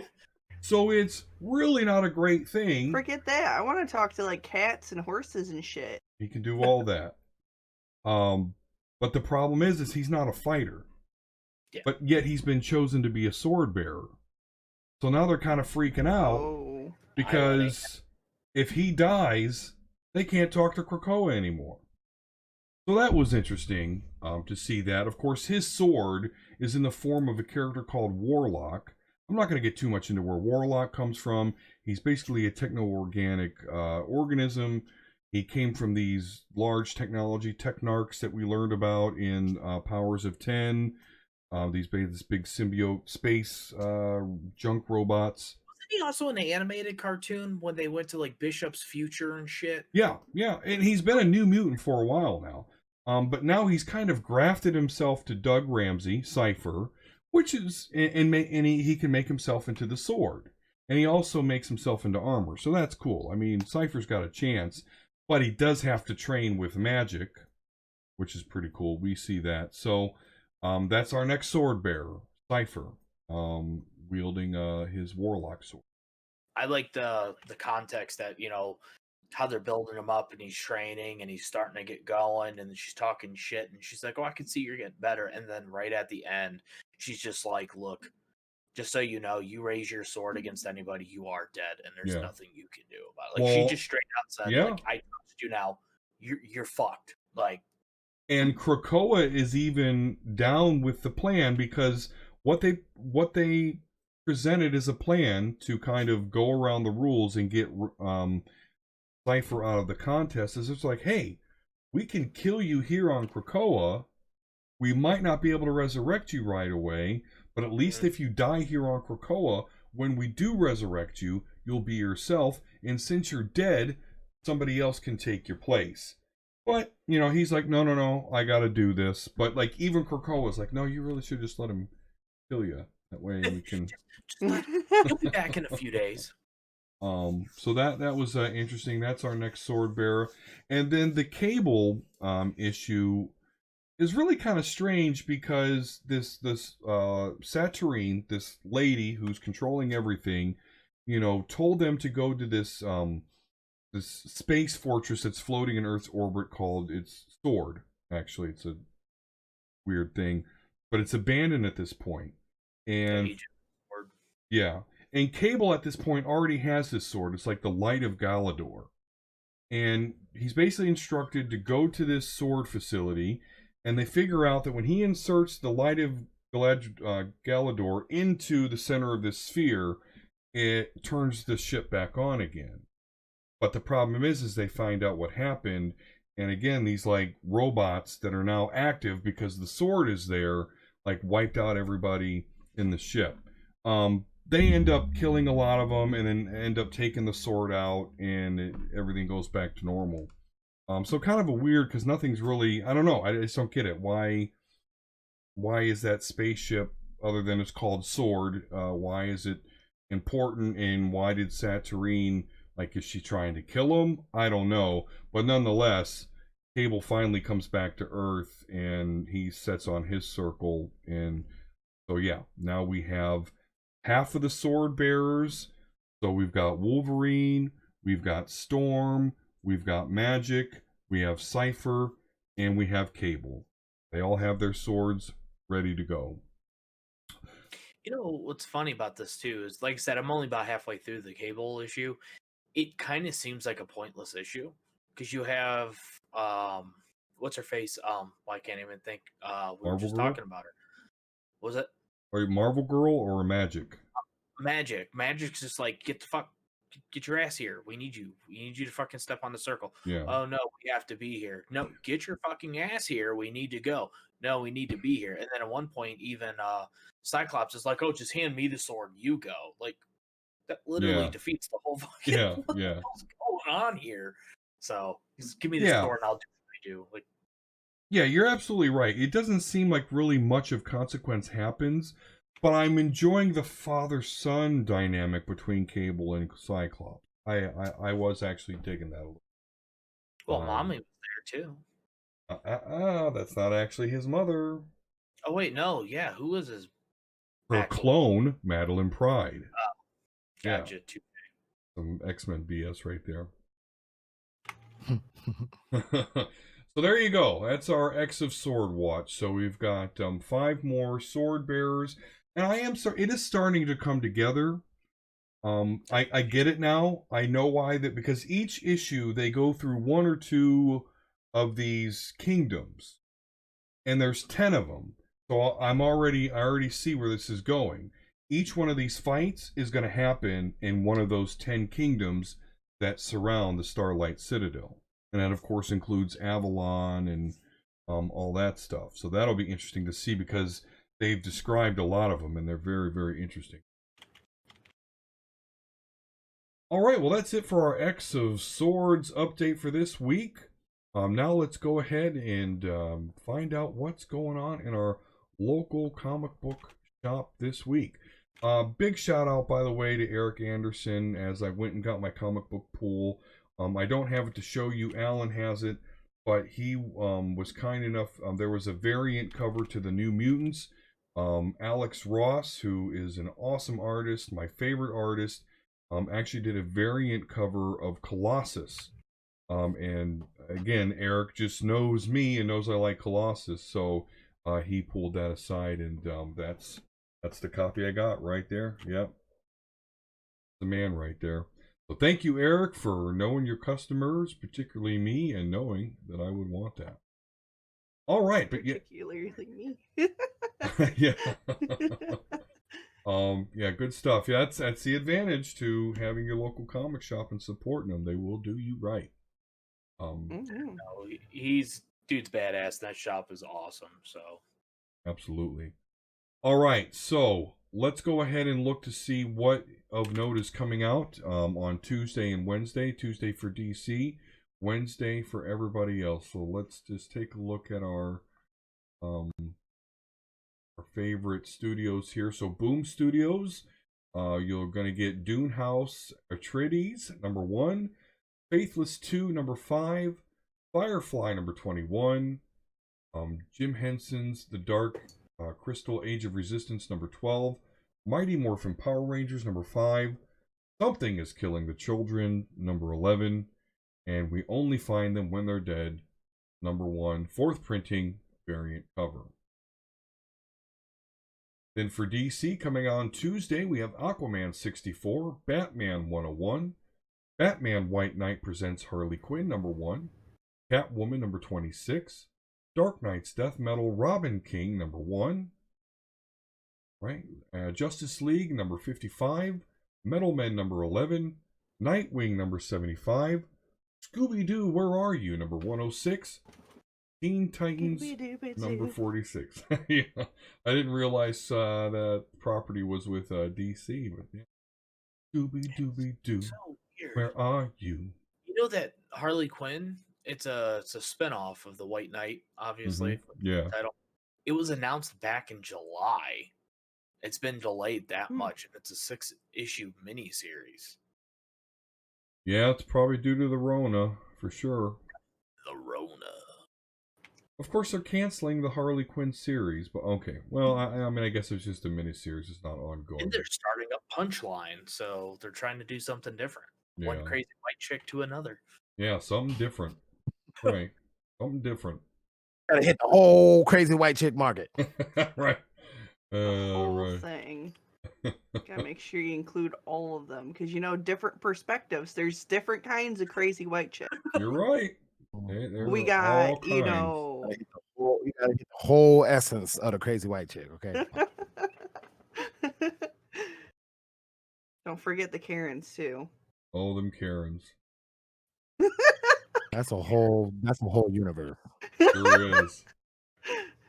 Dark Heck, universe. You got lemonade stand Karen. You got barbecue. What was it? Barbecue. What was a barbecue Karen? You got that was barbecue. I don't know. There's all the different ones they come up with. They should. Yeah. Man, actually, let me write that down. You're gonna make There you go. universe of Karen. That'd be Yeah. fantastic. That would be. Everyone's name is just Karen. They're all different levels of Karen. All different levels, her Karen power level is 10. Let me talk to your manager, Karen. And I didn't know the Then coupon was expired, Manager Karen. is like, I am the manager, Karen. Right. Right. Don't forget about won't wear your mask. Karen. You got the millennial version of that haircut right now. Right.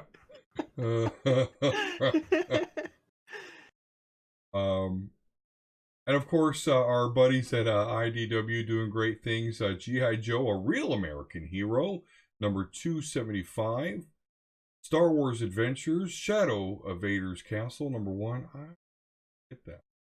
Teenage Mutant Ninja Turtles 110 is also coming out.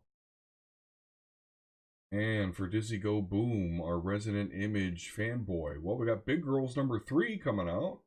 Black Magic number 15. Family Tree number 9. Gideon Falls number 26. Nomen Omen number 10. Savage Dragon number 253. Looks like a new series coming out called Scumbag 1. Scumbag. Mad Cave Studios, Dryfoot number 2. I think I need to get some reviews done, and that's probably one of them I'm doing. All right, and of course, the Kings, Marvel Comics. Arrow number 12. We have Conan the Barbarian number 15. Daredevil number 23. Excalibur number 13. Falcon and the Winter Soldier number 4. Fantastic Four number 25. We also have Guardians of the Galaxy number 7. Iron Man number 2. Oh, and Immortal Hulk number 23, or 35, sorry, is getting a third printing variant cover. You talked about Hellstrom. We are getting a Hellstrom Prince of Lies trade paperback if you're interested. Juggernaut number 2. I'm interested in that because maybe he might make an appearance on our show again because he's going to fight the Hulk this week, and I want to maybe interview him after that big fight happens and see how it goes. Speaking of, did you know, because remember how we couldn't figure out if it was going to be like a full-fledged series? It's a 5-issue miniseries, Yes. by the way. Yep. It is a 5-issue miniseries. Unless it gets popular, then I'm sure they probably figure something Or they out. put him in a Dawn of X book or something. Wait, you saying put him in an X-Men book where he belongs? Yeah. But I would finish that with saying as a villain. But anyway. I don't know. I don't like superhero Juggernaut. I need, bitch, your weapons cannot harm me. I'm the Juggernaut. That's what I need. I fucking love that shit, man. Yeah, it is. It's funny after all this time. Just piss himself. He's laughing so hard. That's why I do it. Maestro number 3 is coming out.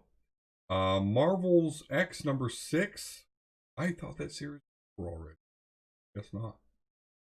I think it's a 6-issue miniseries. Yeah, 6 of 6. Now, is it a sequel or a reprinting of the original? As far as I know, no, that's not a reprint or anything. That's its own thing. That's a Liefeld character. I never read any of the Marvel Soldier X or any of that. I don't know, didn't it? Well, it's like I thought it was like an alternate timeline. Because Yeah, this one is from Kruger. oh, you know what? I'm confused. Yes. Okay, I'm confusing that with Soldier X. You're right. This is like an alternate because well the thing is like Marvel's version of Kingdom Come is Earth X and Universe X. So that That is right. actually yeah, I 'Cause need to isn't that give the that book more that you used attention. to have where like Spider-Man was fat and shit and like Spider-Man was chunky, Wolverine was chunky, and with Jean Grey, the Hulk actually had a diaper on all the time, and Bruce Banner rode him on his back. It was all sorts of course, my boy Colossus was Tsar of Russia, so supplier of the world's food, which was I feel cool. like there should always be a version of like comics to where everybody's like super chunky because Yeah, that just be should more be a realistic. thing. You get to Or see him there. chibi. There needs to be chibi ones. Oh my goodness, that would be There's so actually adorable. there is actually a whole X-Men series of that. They're all You like need to like chibi link that to X-Men. me. I will. It's so cute. I like Um, chibis. Chibis are adorable. you're gonna do like the little chibi dance. They did a Dorb series, and the shitty thing is, I was never able to find the Scarlet Witch one. But they're called Dorbs, and they're freaking adorable. But they're like little chibi. They were similar to the Pops, but they looked cuter. Maybe uh, they were even made by Pop. I don't know, but they're called Dorbs, hmm. and they're all like little chibi ones. They were cute. I'm sure Yeah, I couldn't that's find the popular. Scarlet Witch one. It kept getting like pushed back, and she never like released or some shit. I don't know. Yeah. Oh, you spend Yeah, a they're lot of money in comics. Code Dorbs, same company. Same company. All right. Well, Dorbs aside, so we got happy. Spider-Woman #5 coming out. Star Wars Bounty Hunters #6. Then we got Venom #29. Werewolf by Night #1 of 4, 4-part miniseries. X-Men #13. So I'm actually going to be getting, let's see, X-Men. We're going to be getting Iron Man again, Juggernaut, Excalibur.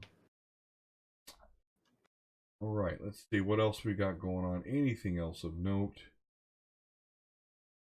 Not seeing anything of note. All right, so there you go. That is some stuff that's going to be appearing at your local comic book shop on Tuesday if you're a DC guy, and Wednesday for everybody else. Make sure and support your local comic book shop. All right, guys. Well, that is pretty much going to be the show. But before we go, of course, we always do our final segment of what you're reading, playing, or watching. J100, let's start with you, good sir. What you reading, playing, or watching? This week kind of got past me, and I know that I said that I had like a reading thing that I was gonna make sure that I do. And before I knew it, it was like Friday night, and I was like, shit. Yeah. So I didn't do that. But what I am doing for book club is so that I can um get through these books, because there's a lot of other things that I'm trying to get through. And especially considering that I might, have to go be a big boy now. I'm trying to get as much text in as possible. So I'm going to Yeah. be at Monday, Wednesday, and Friday. The stream setup is going to be Good Morning, Borderlands, and then book club every stream. Tuesdays and Thursdays we'll figure something out. But I'm reading 3 times a week so I can get these books done. So I'll be doing that, but nothing nerdy, unfortunately. That was my bad. But playing, I'm just killing through going through Borderlands. The first DLC for Borderlands just won't end. Oh my god, like when is it done? I'm like, it's like it's about as long as the freaking game itself. Like Yeah. Isn't that what you want though? oh Like man, good like I don't know what to DLC? do. And then on top of that, like because I'm playing like higher mayhem level, I'm trying to get to level 65, and I'm trying to, get the best gear or whatever. Like there's all this stuff that drops on the ground, and that makes it hard to you know get through the stuff. So I'm just playing Borderlands. But then I was bored and I started Borderlands, the Game of the Year edition on PC because I have that. I'm really far in that one on PlayStation, but I haven't started Borderlands, the Game of the Year edition, or Borderlands 2 on PC. So those are like my games and wait. So I've been doing that too. Watching, whew, man. So uh I got through like 30 episodes of Hunter x Hunter yesterday or this week. Wow. Um yeah, actually pretty cool. So the reason why we're doing that is because, or I'm doing that is because, I how we were talking about the Juggernaut and all that kind of stuff like that. Me and my buddy want to make Hunter x Hunter dubs, like funny Mm. funny Hunter x Hunter dubs and stuff like that. So like I need. What's that? like a DBZ abridged, but for Hunter x Hunter. Kinda, but probably like even more abstract. I don't know. We're trying to figure out. We don't know what to do yet, but Hunter x Hunter seems to be the decision that we were basing that off of. So there's that one. And I've Sounds been like really when I into give my The cats Good Place, voiceovers. and I'm still watching Hannibal. I'm almost done with The Good Place. Like I'm blowing past or going through a lot of episodes, one because they're 25 minutes long, unless they're like season premieres or whatever, but also because it's like a really good philosophical, you know, type of show. I just get hooked, and then once we're done watching philosophy, then we start watching cannibalism and serial killing and stuff like Yeah. that. So we're going through the different spectrums Yeah. of the mind, right? When we're watching shows. But yeah, that's pretty much it. Just my days are getting streamlined, and yeah, Right. trying to make the best out of the time I have left. You can do it, That's a man. good thing. You That's can right. do it. Good to it. Make that damn board that tells you work. Outside of that, what you're doing, you can do it. Make a schedule, Right. a plan. It's Yeah, Get it always a helps. dry erase board, and then when it doesn't work, just scribble all over it like my kids do in my shit. Yeah, there's that too. About to make a Target Like, trip Mom, tomorrow. I put bread on the list like 5 times. You keep telling us to write the things on the list, but you don't look at the list before you go to the store. Yeah. Like, I Gotta swear I get up took a into that. picture of it before I left. Yeah. If you guys add stuff after I leave, I can't help it. Exactly. Good plan though. Volsker, what about you, sir? What you reading, playing, or watching? Yeah, so playing wise, outside of like just messing around with the graphics card, trying to push it to its limits, done a little bit of benchmarking as some of the videos that I just put up actually in the last couple hours. Haven't really been playing much of anything. I've really been trying to go gun ho on my reading, and I jumped like 15 issues with the Power Rangers, so I only have like 4 or 5 Oh, left to be finally caught up. So I know a little bit more about what the fuck I was talking about last time. Because remember when I told you it kind of drifted when Yeah. Trini, Jason, and Zach left?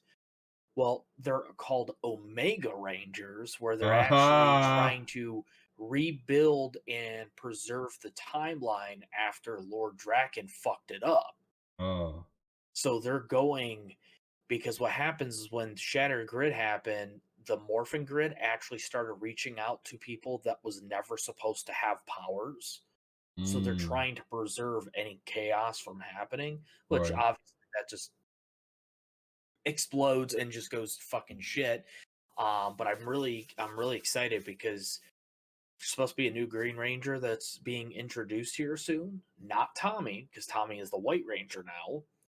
And they're taking Bat and the Sun's Green Ranger design from Superpower Beatdown and making it comic canon, Wow. which is really fucking cool. So I'm really Yeah. excited to see that. What else have I been reading? that's honestly really pretty much it. Obviously the comics that you let me borrow, I'm getting through them. Batman's pretty much been done. So yeah, that's really been the focus, is just trying to get caught up, because once I get caught up with that, then I can kind of attack some of my other back stuff while I'm getting the new issues. Watching, not really too much new. I watched the Adam Sandler Hubie Halloween, which, take Happy Gilmore, make him, what is it, like kind of a neighborhood watch kind of guy, and Oh that's pretty yeah. much what it is. It's pretty You know, fucking I hilarious. ad for that. Like, What was it it? might be something that I watch. And an ad for the movie. It's funny. If you like Adam Sandler, and I'm not talking about these new age old, no, you like Adam Sandler being goofy, off the wall, out there, watch it. And what's funny too is because the chick in it is actually the chick from Happy Gilmore, so it's like a bunch of the Oh people yeah. from, yeah. So it's really kind of cool. Interesting. She's Really still hot.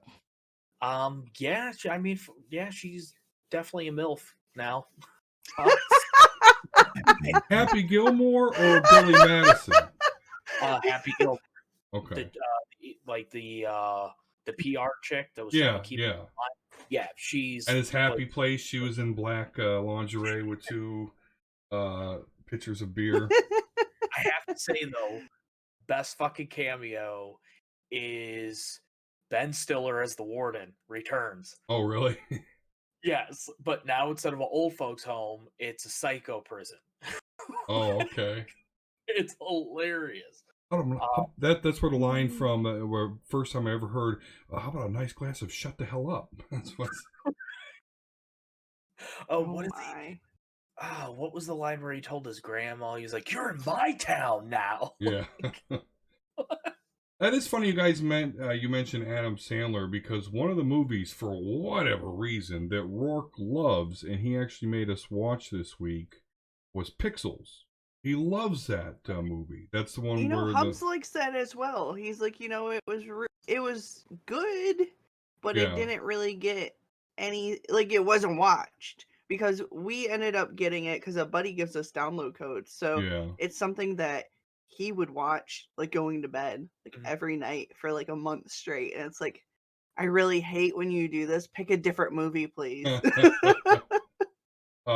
Yeah, I mean, I certainly, it's okay. The funny thing to me is the guy that plays Olaf in that movie. I can't remember the actor's name. I have this thing where I don't remember actor's name. I just remember their character that I like. Isn't it Josh Graff? Something like that, but he's goofy. But anyway, as I was telling my son though, I was like, Josh Gad. Josh Gad. Yeah, Gad, yeah. I was like, have you ever seen Billy Madison or Happy Gilmore? He's like, no. That's the Adam Sandler movies I like. Yeah. I was telling Haley that. I was like, because she liked Huey, I was like, all right, we got to go back and watch. Like, even Mr. Deeds, like, that's why I just, holy shit, my light just went out again. Yeah, it did. I see that. Yeah, I need to charge them, because obviously the way I have them plugged in, they're not getting enough power. But that's why I like him. Like, people get pissed that he stays the same, but he's always been out there, even SNL, like, just fucking nuts. I mean, I just watched Mr. Deeds a couple days ago. Good movie. Yeah. It's actually the movie I talk about my very first date, my bad dates video, for anybody who wants to check out YouTube. He's like, that is my money. That is my money. Very, very You're sweet. fired.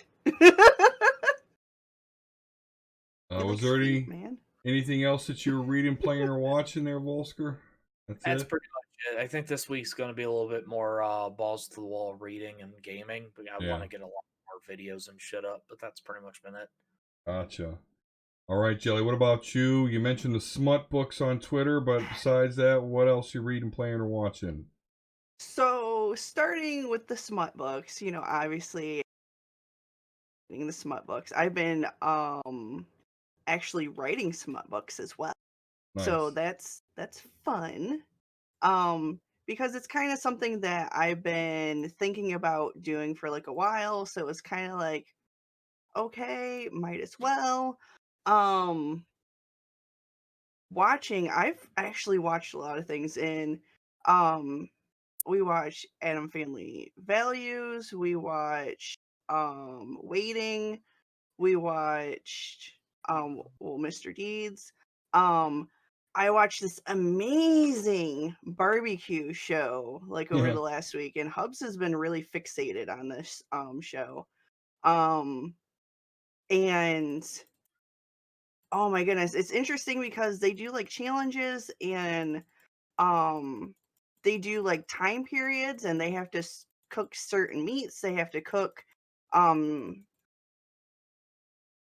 like different cuisines from like specific areas. It's like, oh, Yeah. you have to use like this clay pot and this specific grill to like cook your meal today, and you have to use these specific items from like this culture. And like, I don't know what the show's called, but like I was getting into it. And then like the one day it's like, okay, everybody's cooking wild animals, and the guy's like, what am I gonna do with this gator? Oh yeah.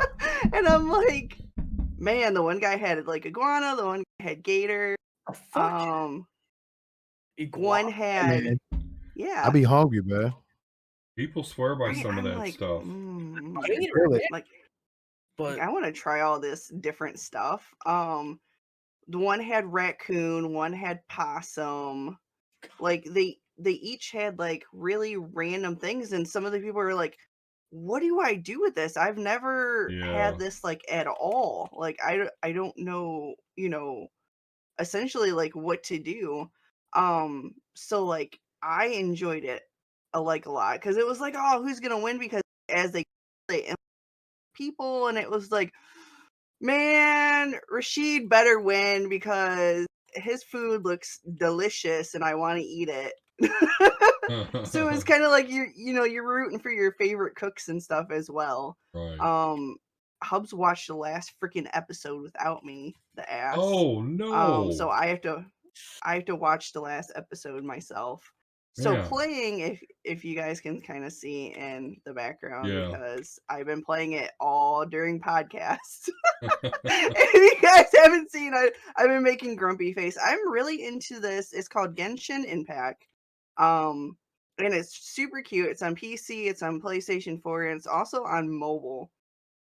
And I seen other people play it, and it's just like I really like it. You can switch between characters, and each of them kind of have their own specific abilities and things of that sort. I also played like Green Hell this week. I played Minecraft. Minecraft, I'm trying to get like all the achievements, because I had them completely unlocked until, of course, they updated them. And then, what else did I play? Oh, Satisfactory. I am loving Satisfactory, and actually, every time I play that, I get rated by people. Oh It's wow. just, I guess, the game to play recently. Yeah. So that's definitely fun as well. That game you're playing, I swear to you, looks like Legend of Zelda Breath of the Wild, but of course you have Yes. different skins. So my friend 100%. calls that game Breath of Waifu Oh, because like it's basically that, Yes. but it's like that engine, but it's like a Chinese clone. yeah. Pretty So much. it looks like it because the baseline of it is it for the most part. I multiplayer see. too, isn't it? But you get it's free. You get lots of different characters, and Is it multiplayer? it's I think events are co-op because Okay. you can add friends. But I haven't seen like Gotcha. anybody else on like a server yet. Of course, I'm still like in the beginning, but I think like events are co-ops more than anything. Interesting. All right. But yep, that's what I've been reading and playing and watching. So what you guys are saying is once Trump's reelected, that game's going to be banned, right? What? Yeah. I need my waifus though. They're so freaking adorable. It starts Like, making millions, yeah.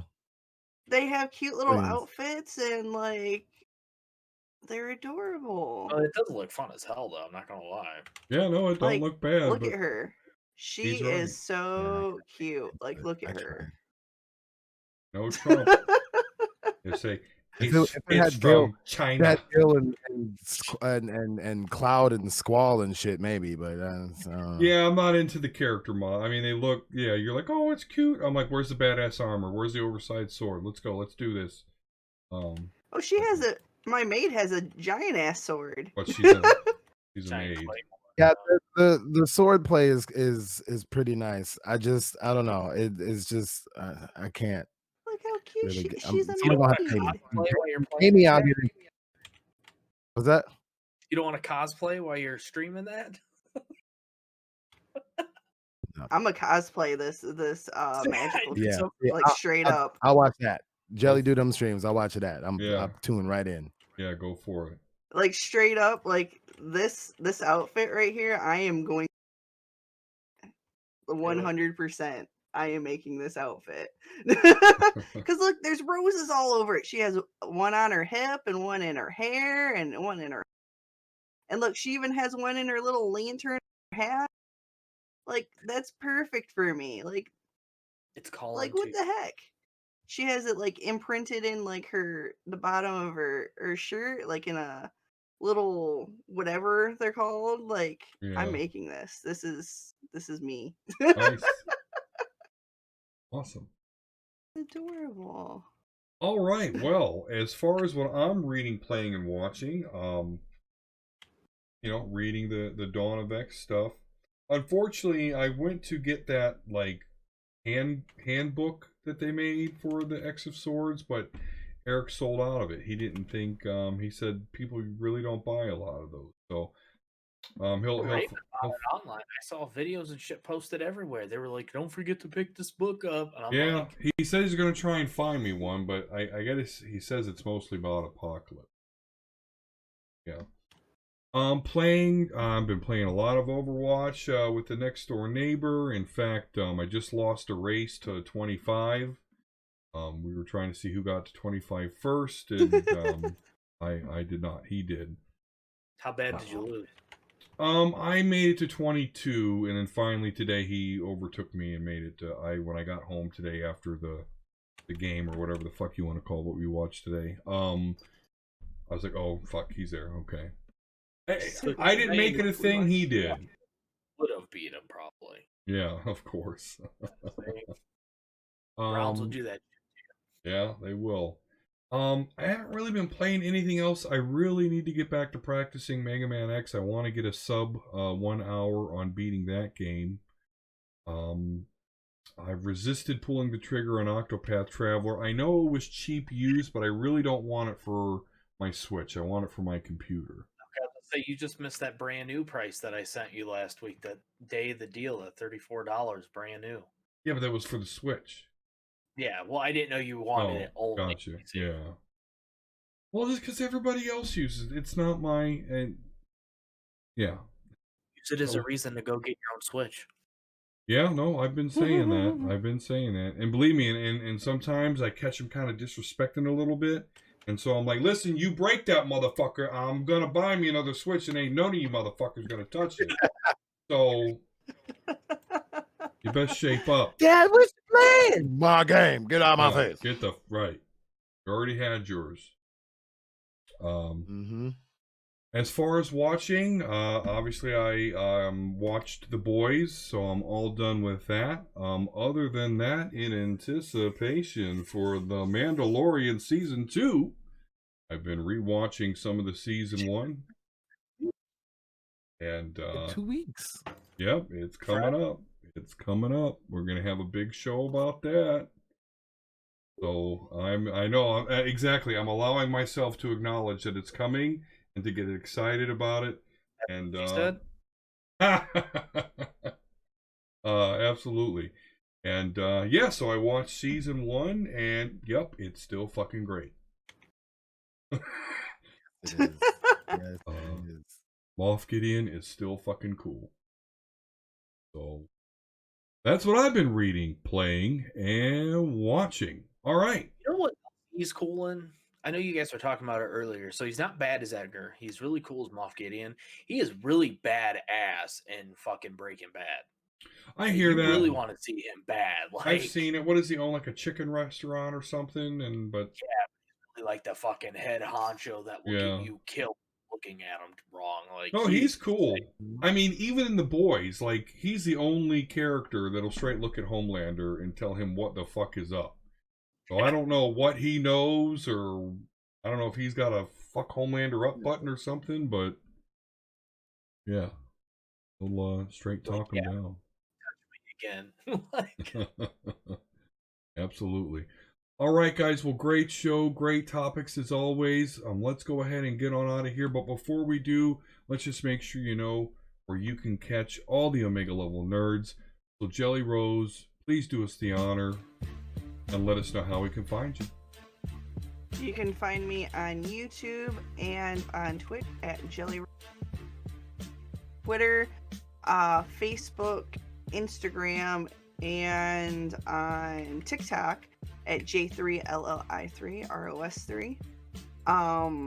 I stream Tuesday, Wednesday, Thursday, Friday from 10 a.m. to 1:30 p.m. I completely stopped doing the Facebook thing. It was something to test to see if it was viable, and there's too many trolls, and not enough viewers. All right, So- yeah, I was wondering how that was going. Yep, did not enjoy No, sir, I don't like it. it. J100, sir, where can we find you? You can find me on Twitter, Twitch, Instagram, YouTube. Well, YouTube is J100 TV, but it's all J100 JONEHUNDRED on the Twitch. Most of my main streams are Monday, Wednesday, and Friday. Basically from 10 in the morning till whenever 10. It's gonna be 10 to 8, I think, for the most part. I try to leave my 8 o'clocks open for someone in my life. Anyway, so I got the Good Morning, where we go, it's like a news morning show, get informed, which I needed to be a little bit more interactive. I'm not that I'm sick of finding my own stories. It's just that, like, the way I look at the news I think is a lot different than the way other people look at the news, and stories that I don't find interesting, people might find interesting. And so, I mean, I'll try to give my takes on it and be reasonable and rational as possible, whatever, but I think it'd be more interesting if people had their own stories. So I'm gonna try to open that up a little bit. But from there, we go from that to playing Borderlands. So switch from PC to PS4, depending on the day, what's going on, who's playing. And then we're gonna move over to book club. Right now, I'm reading Overturning the Culture of Violence, which last week I finished chapter 2. And it was a doozy. That one, well, for me at least, I think there was like a lot of historical things that one, I think people don't know, 2, take for granted, and 3, it's kind of repeating it. Like some of that negative history is repeating itself. Mhm. Especially kind of when you think about, like, in the summer with the care. I mean, there was a lot of protesting going back and forth, but the truckloads of people with the bear spray and the paintballs and the other weapons and all that kind of stuff like that. It was eerily very similar to stuff that was happening at the end of the 19th, beginning of the 20th century. So that's kind of scary and interesting at the same time. But I want to get through more books, and not even though this book isn't doom and gloom, it does have a solution near the end. It's kind of doomy. And I kind of want to get into a lot of other stuff. So the best way to speed that up is to read 3 times a week instead of 1. At least 3 times a week instead of 1. So I'm gonna probably do that. And I want to figure out a way to make more content at all, period. So I don't know, I'm figuring out some stuff so I can get my Patreon popping. And I don't really like to brag and boast about that too much because I don't got nothing for you on that one. But if you want to throw me a couple of bucks, you can either do it on PayPal or you can hit me up on Patreon. But PayPal will probably be the best for now because I don't got no content for you. But outside of that, you know, we got Sundays here with the Omega Level Nerds, keeping it nerdy. And yeah, that's about it. It makes the week run by fast. This week kind of went by really quickly. But whatever gets me Mandalorian faster, I'm cool with that too. So exactly. Mandalorian, book clubs, and Borderlands, or whatever we got to do, so I can see my man Mando do the bang bang pow pow and the pew pew in the Star Wars. So. Exactly. All right. And Volsker, sir, where can we find you? Yeah, so you guys could always pop on over to YouTube, search Volsker up in there and see some of my YouTube videos. I put a couple benchmark videos stress testing the RTX 3080 today. Got a couple weird ideas that I want to work on. I thought of a spoof that I want to try to write for WAP, but it's going to be based off about being bored in the house because of 2020. So I think I'm gonna try to fuck with that. And then over on Twitter, you can find me at Volsker, Vulsker. It's been a while. Need to work it back in. That's what she said. But Twitch, you can find on twitch.tv/Volsker. Instagram, I am Volsker. And then every single Sunday night over here getting hot nerdy, Omega Level Nerds. All right, awesome. Yes, and where can you find your good buddy D Square? Well, on Twitter, of course, at DSquare72. You can also check out my YouTube if you haven't already. Don't have a cool URL, so you're just going to have to search for Uncanny X-Men, and you will find the House of D YouTube channel. Of course, I have my Twitch going when I do some streams, and that's twitch.tv/DSquare72. And you can catch comic book reviews on superheroespeak.com. My latest review was Villainous #1 that was just posted not too long ago. You should definitely check that out. Typos aside, I feel it's a pretty good review, and the Villainous #1 actually very similar concept to The Boys, so you might actually enjoy that. Outside of that, guys, of course, please follow us, the official Twitter, Omega Level Nerds, at Omega Level Nerds on Twitter. Please follow us there. That is the official Twitter of the show. You can post questions, ideas, look at the news articles that's posted there by the bot, or anything else. Today it suggested that Tom Cruise would be a good Mr. Sinister, and I happen to agree. So definitely check us out there on Twitter. And of course, make sure you do the damn cape. Yes, exactly. Yep, that's it. Got to get the cape right. That's for damn sure. Good shoes. Remember, we got to have some fancy shoes. That's right. Fancy shoes and capes. That's what Sinister's all about. He's from the 1800s. What do you expect? Outside of that, guys, of course, just like Volsker said, here on the Twitch channel, that's twitch.tv/Omega Level Nerds, every 9:30 Eastern Standard Time on Sunday. We will be here with you.